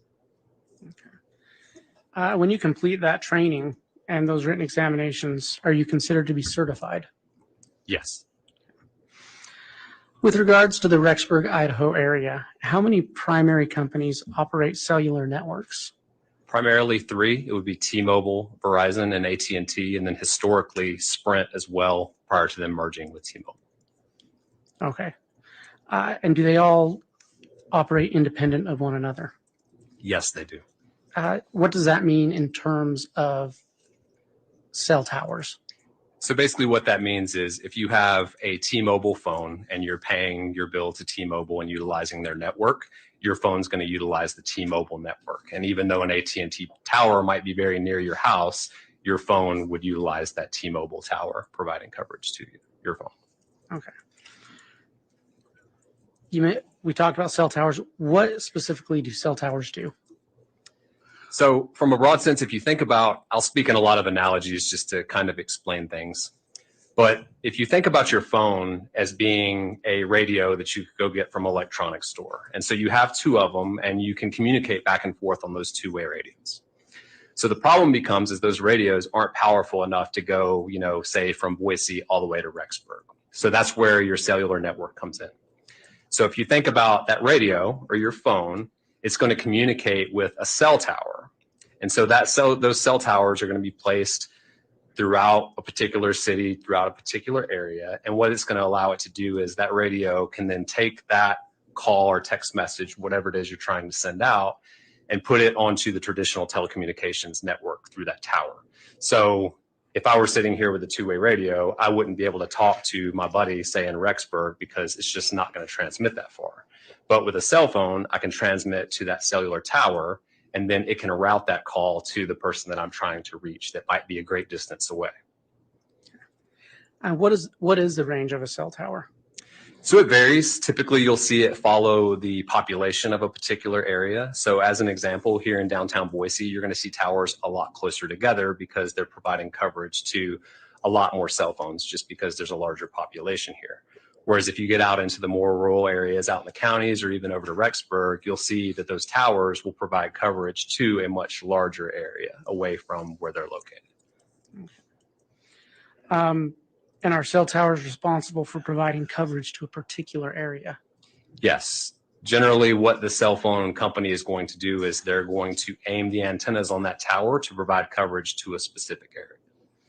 If I use the word sector in relation to a cell tower, what does that mean? So if you think about that cell phone tower, and let's say that we're looking at it directly above it, and we're looking straight down at that cell phone tower. So typically what the provider is going to do is they're going to hang the different antenna that they're utilizing for that tower, and they're going to face them in different directions to provide that coverage. So a traditional tower is going to have three sides or three sectors. What that means is basically there's going to be sets of antenna that are facing three different directions. So whenever we talk about a sector, again, going back to an analogy, if you're looking from the top, think about that tower as a pizza, a whole pizza. You're dividing that pizza into three equal parts, and each one of those equal parts would be representative of a sector for that particular tower. Okay. And can you briefly summarize how a cell phone engages a cell tower? Sure. So your cell phone, if you have it in your pocket right now, you don't necessarily have to be talking. It's constantly taking a measurement of which towers are in the area and what that signal strength is for each particular tower and a particular sector on that tower. So it's taking those measurements and it's ranking them based on the different cellular technology that it sees at any given time. So whenever you go to make a call out, your phone is going to select the strongest, clearest signal in order to allow that call to happen and communicate with a particular tower. So where that's significant is that your phone is making that decision. It's not the network. Your phone has that measurement going on in the background whenever it decides which tower and sector it's going to utilize whenever it needs to interact with the network. Okay. Do cellular companies record the activities of their customers? Yes, they do. And so typically you would see this, several years ago, you would get this in the mail and it would be your call detail record, or CDR for short. And what you would typically see is a copy of your bill and all the activity that you had on it for that particular billing cycle. So you would see the date and time of particular calls that you made or received, the number associated with who you called or who called you, the duration of that call, as well as the type, whether it's a call or text message. So in that call detail record, which you typically wouldn't see if you got that in the paper version or you checked on your account online, is the column that includes the tower and sector that's utilized that would have provided the ability to make that call. But do the cellular companies keep track and a record of which cell towers are being used? Yes, they do. Okay. What do you call those records of each customer, which document the cell phone usage history? So that would be your call detail record. Okay. And what, to the extent you haven't already answered this, what pieces of information can typically be found in call detail records? So kind of what I mentioned earlier about your bill, you're going to see the date and time, what call type it was, whether it's a call or text message, whether it was incoming or outgoing, the associated number that you interacted with. And then, as I mentioned, on a call detail record maintained by the provider, you would also see the tower and sector that was utilized during that specific interaction with the network. Do cellular providers also maintain lists of where their towers are located? They do. So specific to any given carrier, they're going to have a list that includes the latitude and longitude location of every tower that they have throughout the United States. Okay. And so how can you use those records you've been talking about to determine where a phone was located? So again, if you go back to that tower list, and we have the locations that a provider gives us of where those towers and sectors are located. So we can place all of those on the map, and I give the analogy like placing a bucket on the map. And so if you're looking at, mapping out the towers in Boise, you're placing a bucket at all of those latitude and longitudes. And then I can take a phone, if it's utilized in Boise and utilizing those towers, and every single record that you have is going to have the specific tower and sector that was used. So then you can take each record and drop it into that bucket feasibly. So at that point, if you had just say a day's worth of records, you would be able to look and see, as long as there's an interaction with the network on that call detail record at specific dates and times, I can estimate a general location of where that phone would have been whenever that particular interaction occurred. And you say a general location. What do you mean by that? Yeah, so whenever I talked a little bit before about the distance that a tower would provide coverage to, what we're looking at is generally a tower provides coverage out to the next tower so that there's overlapping coverage. And whenever you go to make a call, you don't get an error. You actually make the call and it goes through. So because of that, we estimate a tower's and sector's coverage to go out approximately to the next neighboring tower closest to it. Okay. You mentioned drive testing. What is that? So drive testing is a technique that is utilized in the cellular industry, and I'll compare it to looking at the weather. So whenever I'm looking at just on a map, and I've mapped out the towers in an area, and I've mapped out, what the coverage I believe to be looked like. That's based on my training and experience of knowing what networks look like, but it's a forecast. Just as the weatherman can take a lot of different data into his equation and figure out what he anticipates is going to happen with the weather tomorrow. Well, just like we all live in Idaho, we know that can change drastically. So the best way to know what the weather is going to look like would be to walk outside and see, is it raining? Is it snowing? Whatever it is. So the same thing with a drive test. The drive test is equipment that is taking measurements constantly of the different radio frequency that's being emitted from all the different providers. So we would drive around with that equipment in a vehicle into basically everywhere we anticipate that that tower would provide coverage to, and it's constantly taking those measurements. So once I complete that, then I can put all that onto a map and I can see the true coverage area of where a particular cell, tower, and sector provides coverage to versus just what my estimate would be based on looking at the network on a map. In the case of the state versus Lori Vallow, did you conduct a drive test? Yes. And when was this drive test conducted? In June of 2020. Why was it conducted in June of 2020? So in June of 2020, there were significant developments in the case. And at that time, I traveled to Rexburg, Idaho, and conducted the drive test. Okay. Now, can the data that's determined by a drive test, can that change over time? It can. And again, it varies with depending on the location. So for instance, Boise's seen significant population growth in the past few years. So a network, the engineers are constantly going to be looking at particular areas that, say, for instance, they may not have needed to provide coverage to a rural farm that didn't have a neighborhood on it, but that was 2 years ago. And now there's been a completely new development with a bunch of houses that would need service. So you can see things like that happen. Typically in more rural areas, there'll be changes, but they are just not as quick, I would say. Okay, so in an area the size of Rexburg, would you expect to see significant changes in the results of your drive test data in the space of a year? No. So are you able to determine where a phone was located 24 hours a day, 7 days a week by identifying the tower and sector it used? No, because the limitations, like I mentioned, are going to be that we can look at what a tower and sector provides coverage to, but we can't say specifically down to a 1 inch by 1 inch location of where that tower or where that phone is located within that tower and sector. Second to that, all of these mapping of records are going to be based on there has to be a record generated with the provider in order for me to look at a particular date and time and estimate a phone's general location. Okay. Does a cell phone always select the geographically closest tower? No, and I mentioned before that it's going to select the strongest and clearest. Typically that can be the closest tower, but you can have a lot of different obstructions, like say a parking structure with a lot of cement in it, or a mountain in a particular area, to where then the cell phone, it might be closer to that tower, but it's going to select another tower that's providing a stronger, clearer signal. Okay, but does a phone have to collect that data, does it have to be within the coverage area of a tower and sector? Yes. So in order for a phone to interact with a particular tower and sector, it has to be within the coverage area of that tower and sector and be able to see that radio frequency signal from the tower and sector.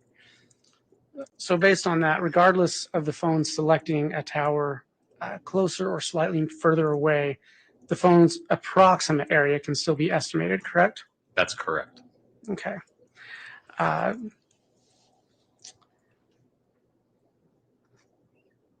And you talked earlier about, can you pinpoint the exact location of a phone with cellular records? No, and it's really based on the specific records that we're looking at of how close we can determine a phone's general area. Do you regularly use cellular telephone technology in your work? Yes, on a daily basis. You stated earlier, correct, that you provide instruction in the field of historical cell site analysis?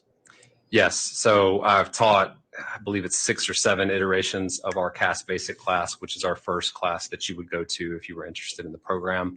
And then I've done numerous presentations for law enforcement, prosecutors' offices, both in the United States and in Mexico. Okay. We've been talking about cellular data from cell phones and towers. Does CAST use any other type of records other than that provided by cellular providers? Yes. So as you know now, your phones are not just used to make calls and texts. There's numerous applications, communication applications, maps, the internet, things that go on your phone that you can utilize. So as an example, with a company like Google, so if you're utilizing services from Google, you have a Google account, you can opt in to have your location information stored historically by Google. So typically that's just part of the user experience where you can see locations that you've been in the past, and it's really just dependent on the user if they want to opt in for that. So if a user does opt in, then Google stores that location history in a format that we can utilize to also put onto a map and see where a specific device that was reporting to Google, an estimate of where that device would have been at a specific date and time. Okay, and what other types of location information can be stored in those records? For example, with Google. So with Google, it's basically they're going to store the latitude, longitude, the device associated with that particular record, the date and time of the particular record, the margin of error, or how accurate they believe that specific location to be with that data point. And then as well, how they source that. So typically with Google, there's 3 types of data that they would source in order to get that location information. GPS, which is looking at satellites and is usually their most precise method of determining a location. Wi-Fi, which doesn't necessarily mean that you connected to a particular Wi-Fi, but it could be that, let's say I'm walking down the street and my phone is constantly looking for Wi-Fi, just like it's constantly looking for the different towers and sectors that would provide service to it. So my phone might see Starbucks, might see McDonald's, but I don't connect to it. But because my phone sees it and Google knows an estimate of where that Wi-Fi emitter is and how close you have to be in order to see that Wi-Fi, they can then estimate a location of where they believe that phone is at that particular date and time. Then the third and final way would be cellular, which we're looking at those records from the provider. So typically the cellular records have a large margin of error. They can be helpful for estimating that a phone was in a particular state, but if we're looking at more specific locations like within a city, they're not usually as helpful just because of that larger margin of error. So you mentioned latitude and longitude. How is that related to if I say GPS? So when you're talking about GPS, you're referring to global position system, looking at satellites that are looking down onto the Earth and giving estimates of the distance away that a particular device is. So when you have multiple satellites, you have multiple measurements of the distance away from those satellites, and you can get more precise location information that way. But whenever we're talking about the latitude and longitude, that's not to be confused with the GPS. Google's reporting all of their location information via that latitude and longitude versus a street address. So it could be three different types. It could be based on GPS, Wi-Fi, or cellular. Okay, thank you. Between GPS, Wi-Fi, and cellular, to the extent you haven't already addressed this, is there an order in which they are more and least accurate? Sure. Based on what I've seen with Google Records, working it with numerous cases, we typically see the margin of error with GPS is going to be the smallest, Wi-Fi going to be the next in kind of priority of margin of error, and then cellular would usually have the largest margin of error. Okay. And separate from cellular providers, have you used location information from companies like Google or Facebook successfully in the past? Yes, I've used it successfully in cases with missing children, with fugitives, with locating suspects. Okay. Were you asked to examine records in the case of the state versus Lori Vallow? I was. Okay. Do you know which records you examined? So numerous records in this case. It was over 30 cellular phone records as well as multiple Google account records. Okay. Did you prepare a report that shows your analysis of these records? I did. Was your report reviewed by another member of CAST? Yes. So prior to us submitting a report of looking at all these different records and putting them onto a map, we have another person within our unit that will do a peer review of the report that we're producing. So it would remain in a draft format up until that person who's doing the peer review checks over it and makes sure that all the process and methodology that I'm using is accurate.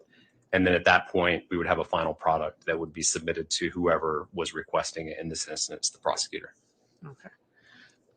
Your Honor, I realize we took a smaller break earlier. I just wanted to ask if the court was intending on another break or not. Let me quickly sidebar with counsel and we'll discuss that.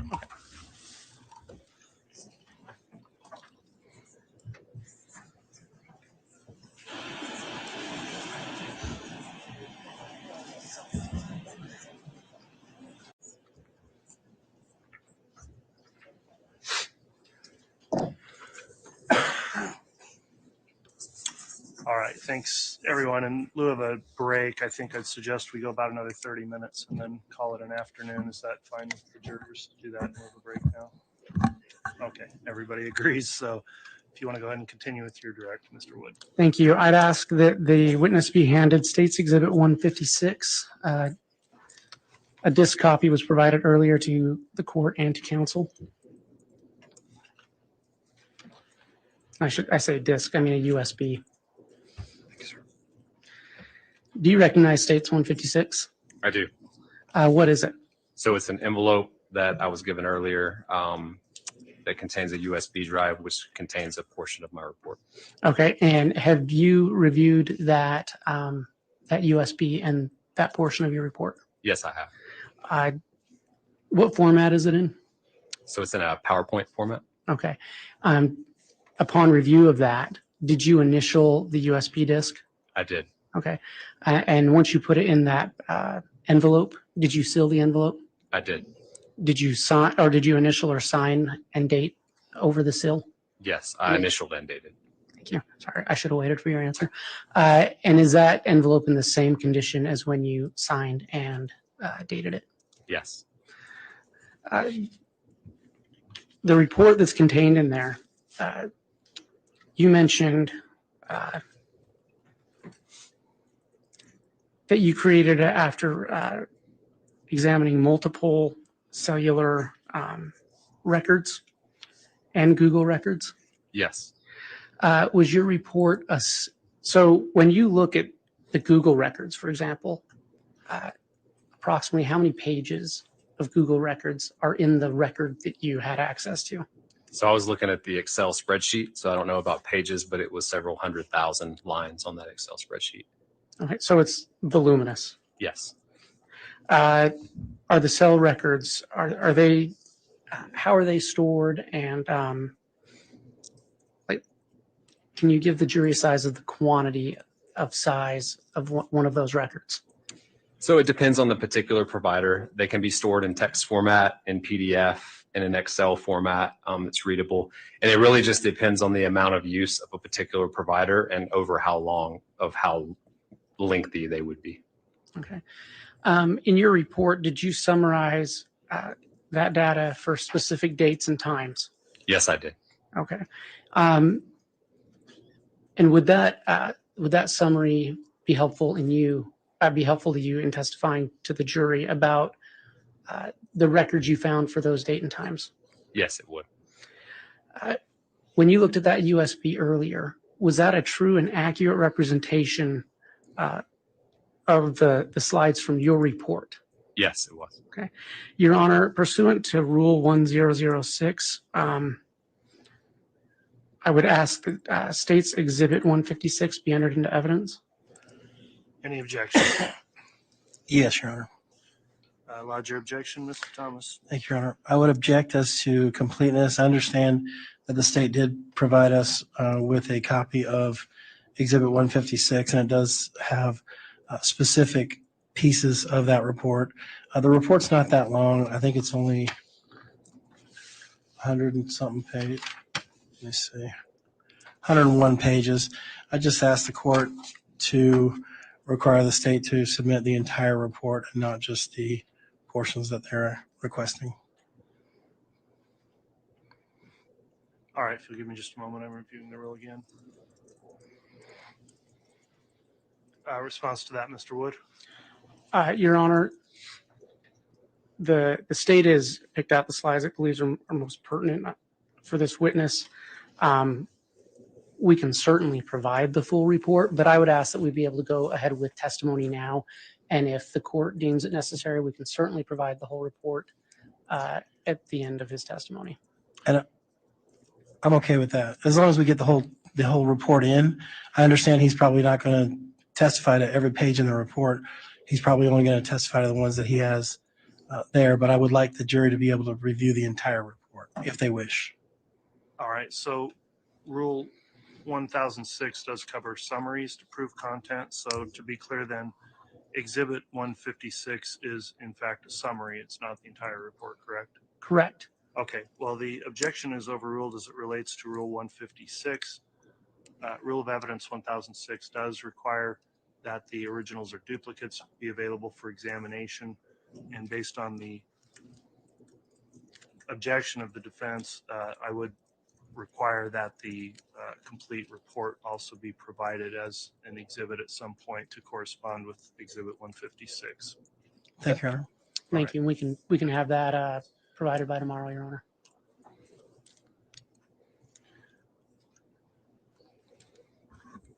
With that, was 156 admitted? It is admitted. Thank you, Your Honor. I'd ask to publish to the jury. You can publish it.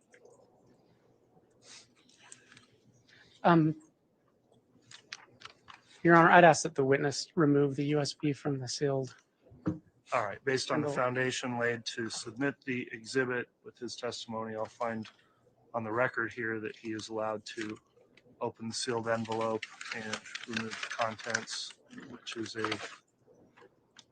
USB jump drive.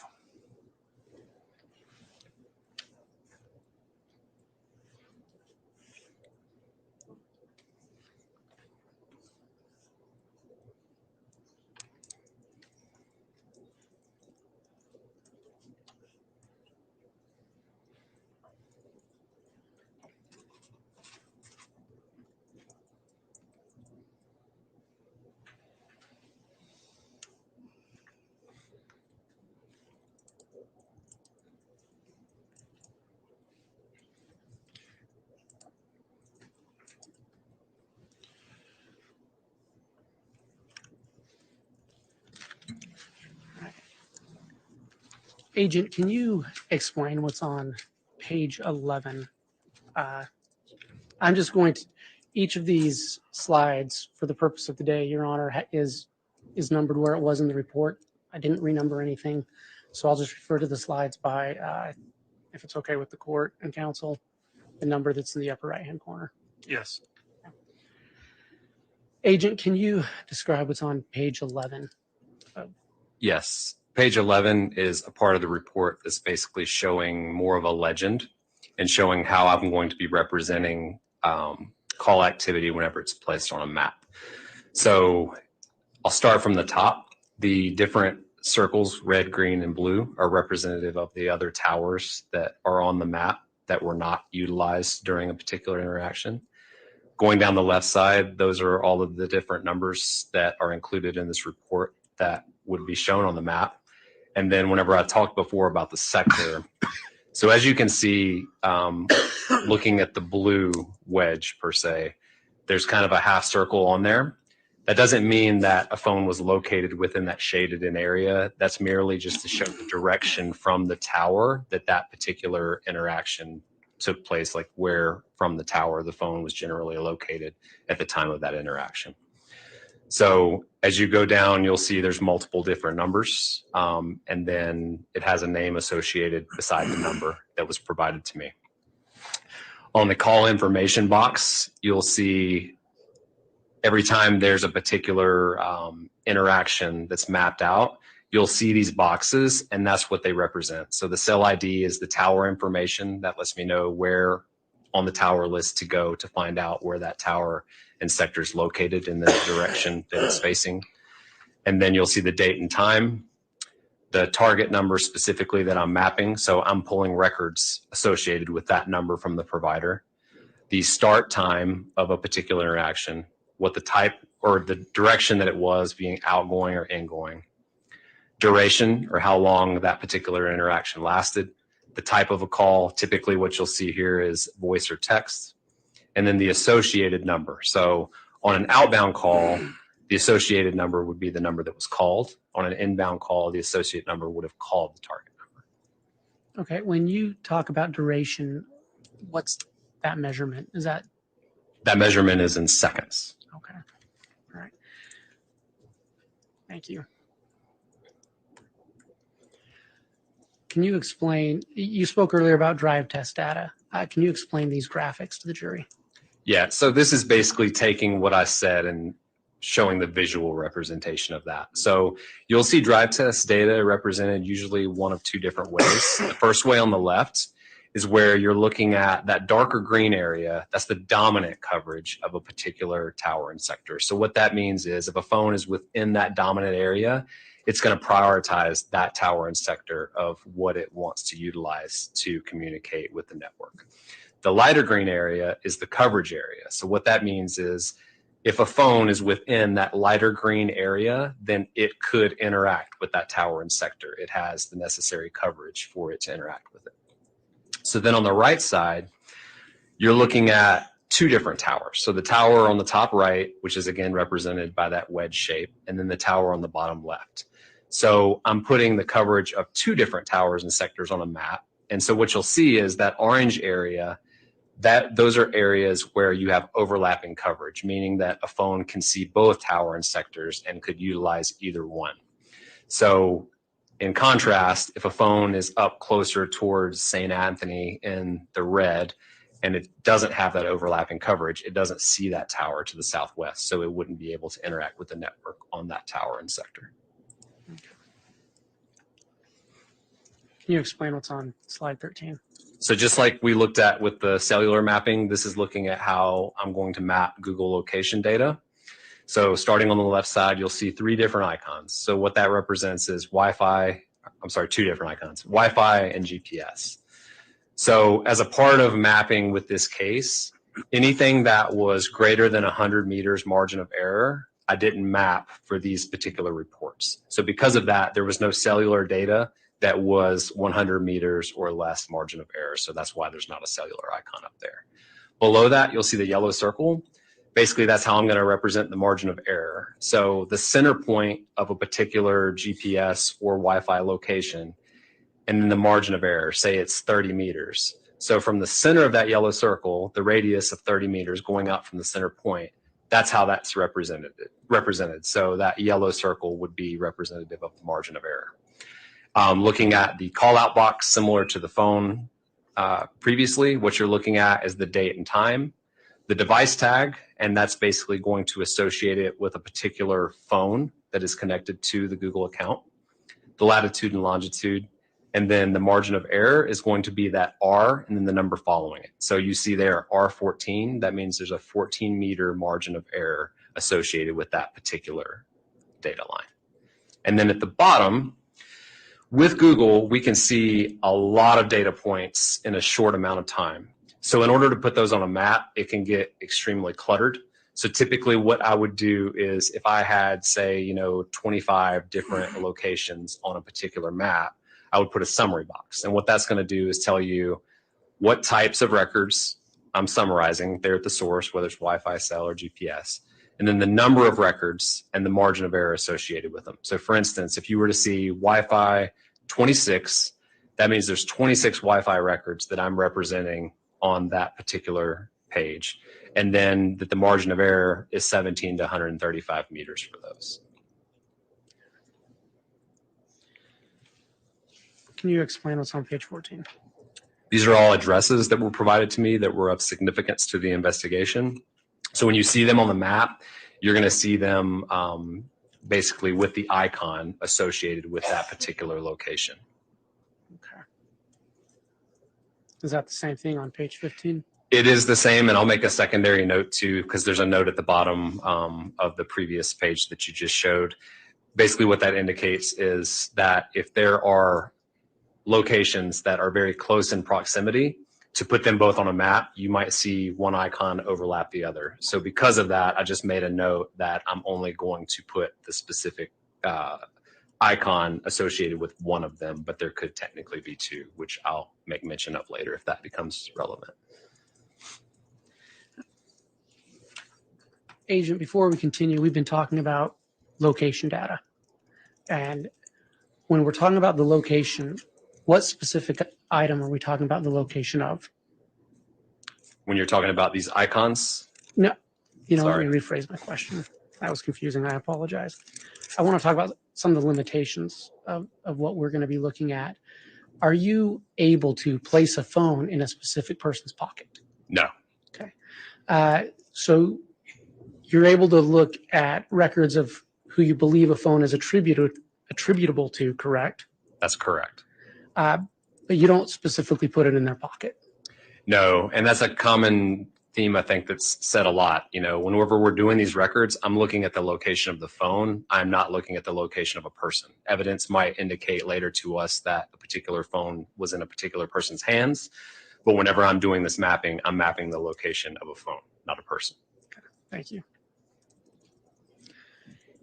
Okay, I'm going to go over some of the events and some of the things you found on September 9th of 2019. Can you tell the jury what you see on and what you mapped out on page 19? So this was looking at the Google location history associated with a Google account of homerjmaximus@gmail.com. So the way that Google identifies an account, just like your cellular carrier is going to identify your account based in part on your phone number, Google is primarily going to identify account by that gmail.com address. Do you know who homerjmaximus@gmail.com, do you know who that email account belonged to? I Or reviewed Google the account? subscription sheet associated with the Gmail account, and it came back to Alex Cox. Okay, thank you. If you can continue to explain what's on page 19. So you'll see a trend because there's several pages that potentially are going to be shown. And just so you're familiar with the structure of the report, at the top, what you're typically going to see is what I'm mapping, whether that be an interaction with a cellular network or Google location. So that's kind of the Google location history that's explaining what it's going to be. Below that, you're typically going to see the account, whether it's an account or a specific phone number that we're looking at, and then the time range that a particular map is providing an overview of. So specifically, this is looking at September the 9th, 2019 from midnight until 5 a.m. So again, when I talked about the mapping for Google location history, I did not map anything that was greater than 100 meters. So when we're looking at this, we're looking at 3 locations that were repeated on all 3 occasions at 2:42 and 2 seconds, 2:42 and 11 seconds, and then 3:37 and 22 seconds. This is Google location points based on GPS that were directly northwest of Lori Vallow's apartment. And I'm going to stop you really quick. Would it be helpful for you to use a pointer to show the jury specifically what it is you're talking about? Yes, it would. Thank you. So this is what I'm looking at for, sorry. That's what I just talked about first, was those 3 locations. And then looking at from 4:37 until 4:41, there's additional Google location points. Again, a repeat of the same points, but showing a 37-meter margin of error that would be consistent with the phone being at Alex Cox's residence. Okay, and I know we went over a legend earlier, but just as we get into this to aid the jury, there is an AC in that bigger yellow circle, correct? Correct. And so you'll see down on the bottom left, that's going to usually show the legend of the specific locations that we're looking at. Only to include the full address would, again, create, cover up the map per se. So those addresses are all in the legend on the previous pages, but what you're looking at is just the icons that are represented down here in the legend. And so, Agent, in the upper left-hand box, with that explanation, can you just briefly state again what it is we're seeing in terms of that data? Yes, so you're seeing locations that reported to Google between 2:42 and then 3:37, indicating that the device reporting to Google was just northwest of Lori Vallow's apartment. And so that would be a device that signed into this homerjmaximus@gmail.com. Correct. That would be a device that the user associated with that account has opted in for location data on that specific device. Okay. So on the night of September 9th, and we won't necessarily go into so much detail on each slide, but just so that we're tracking, on the night of September 9th, that device was just northwest of Lori Vallow's apartment. Correct. And I would say the early morning hours. Or, of September thank you. 9th, That semantics. Yes. But No, that's the more accurate way to say it. Thank you. Agent, did you ever track or find other times when a device signed into Homer J. Maximus was located at Lori Vallow's apartment between the hours of 12 and 5 or in the middle of the night?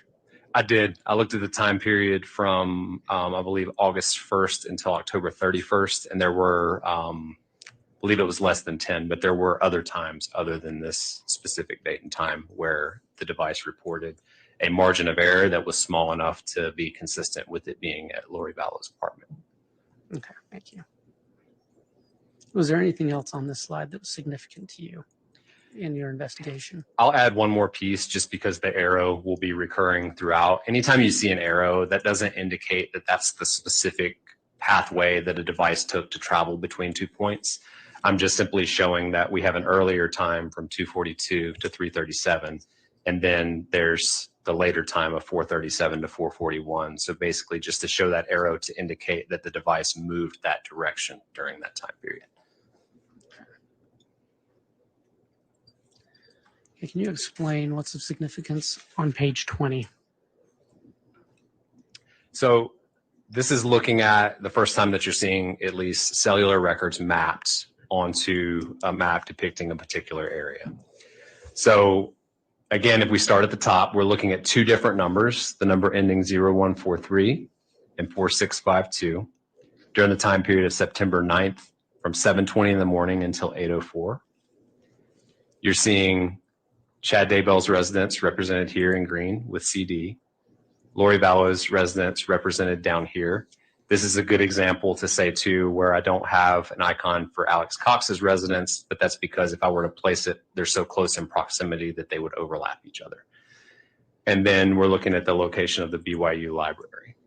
So over here, again, if you want to see which particular color is represented from the particular interaction with the network, we see that 4652 is represented in blue.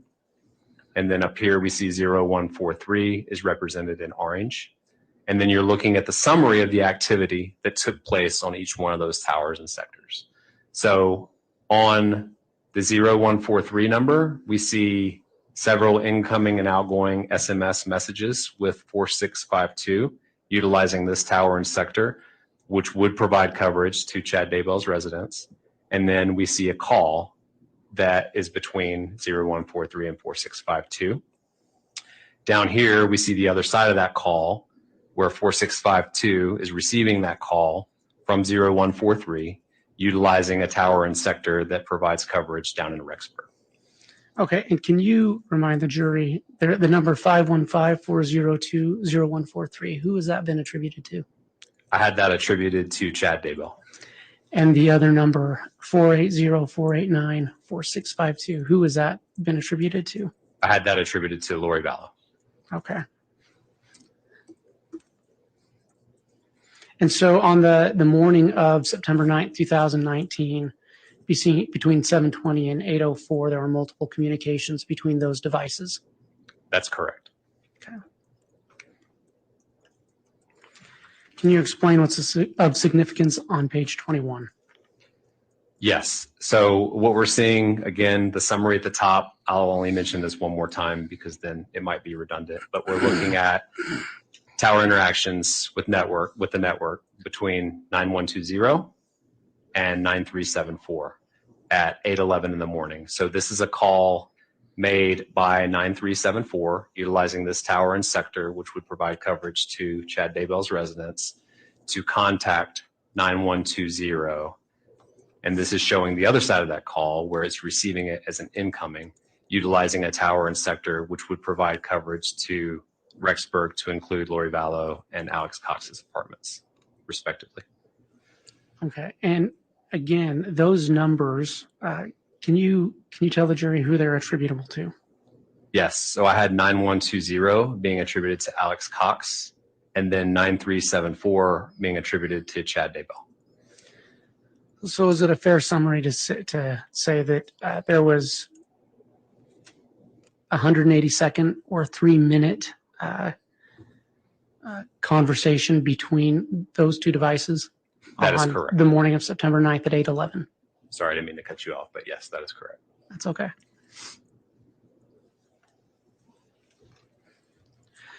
What is of significance to you on page 22? So this is looking at 3 different towers and sectors that are being utilized by the 0143 phone.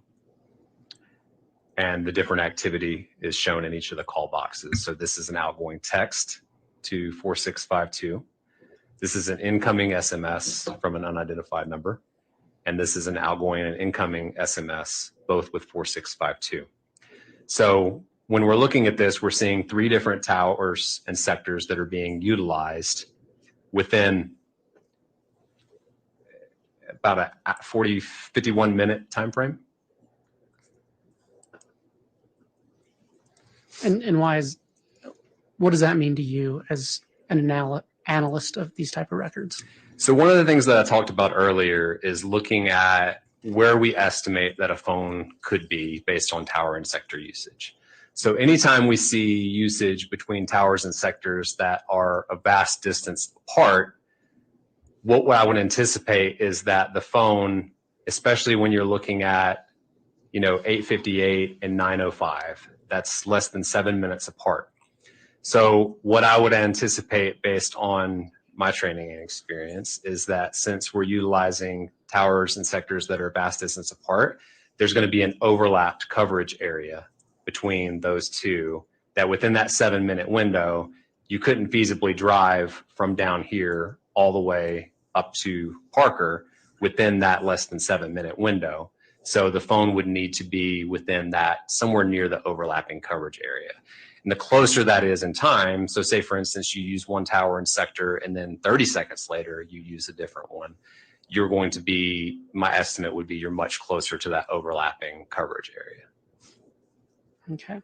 And just briefly, can you just, so there's three interaction boxes there, correct? That's correct. And then that first one, again, the 0143 number, who is that attributable to? Chad Daybell. And the 4652 that it's that number's communicating with, who is that attributable to? Lori Vallow. Okay. And the box on the right, can you just briefly go over what those interactions are and who those phones are attributable to? Yep. So it's one text message being sent by Chad Daybell 0143 and one being received by Chad Daybell 0143. Both of those interactions are with the number ending 4652, which would be attributed to Lori Vallow. Are you familiar with there's on that bottom box to the left, the number 288-15685?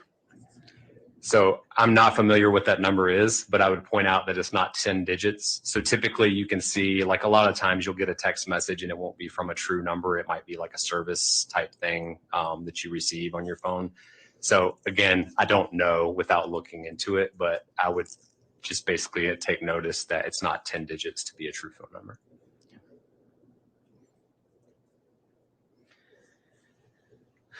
In light of what you were just testifying about, what's the significance of page 23? So this is where I talked about where we can represent coverage areas and overlapping coverage areas. So if you're looking, the tower here, the coverage area, and it's only going to be the coverage area, not the dominant area. That coverage area is represented by the red. The tower here, that tower and sector is represented by the green. And then the tower and sector on the southwest part of the map is represented by the yellow. So then what you can see is the overlapping coverage area. And when it goes onto a screen, it doesn't necessarily show it as clear. But what you're looking at is that orange area is the overlapping coverage area. So what that means is that if you were to see records 30 seconds apart, utilizing all three of these different towers and sectors, I would anticipate that that phone would be somewhere close to one of these orange coverage areas, because in order for it to have those interactions, it has to be within the footprint of that tower and sector. Okay.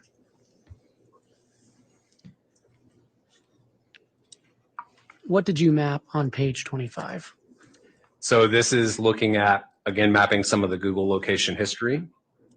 So we're looking at 849 to 915 approximately, showing that at 8:49 and 19 seconds, the account associated with Homer J. Maximus at Gmail, which we attributed to Alex Cox, that phone is reporting to Google a location down in the area of his apartment.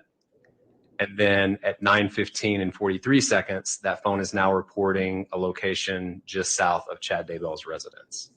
And what is the margin of error on those? So the one down here on the bottom, you can see the R8, which means 8 meters margin of error, and then R3 on the one on the top, meaning 3 meters margin of error. Okay. And again, the arrow doesn't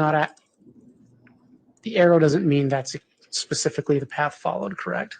That's correct. It's basically just representing that this locate down here preceded the one at the top. Okay, thank you.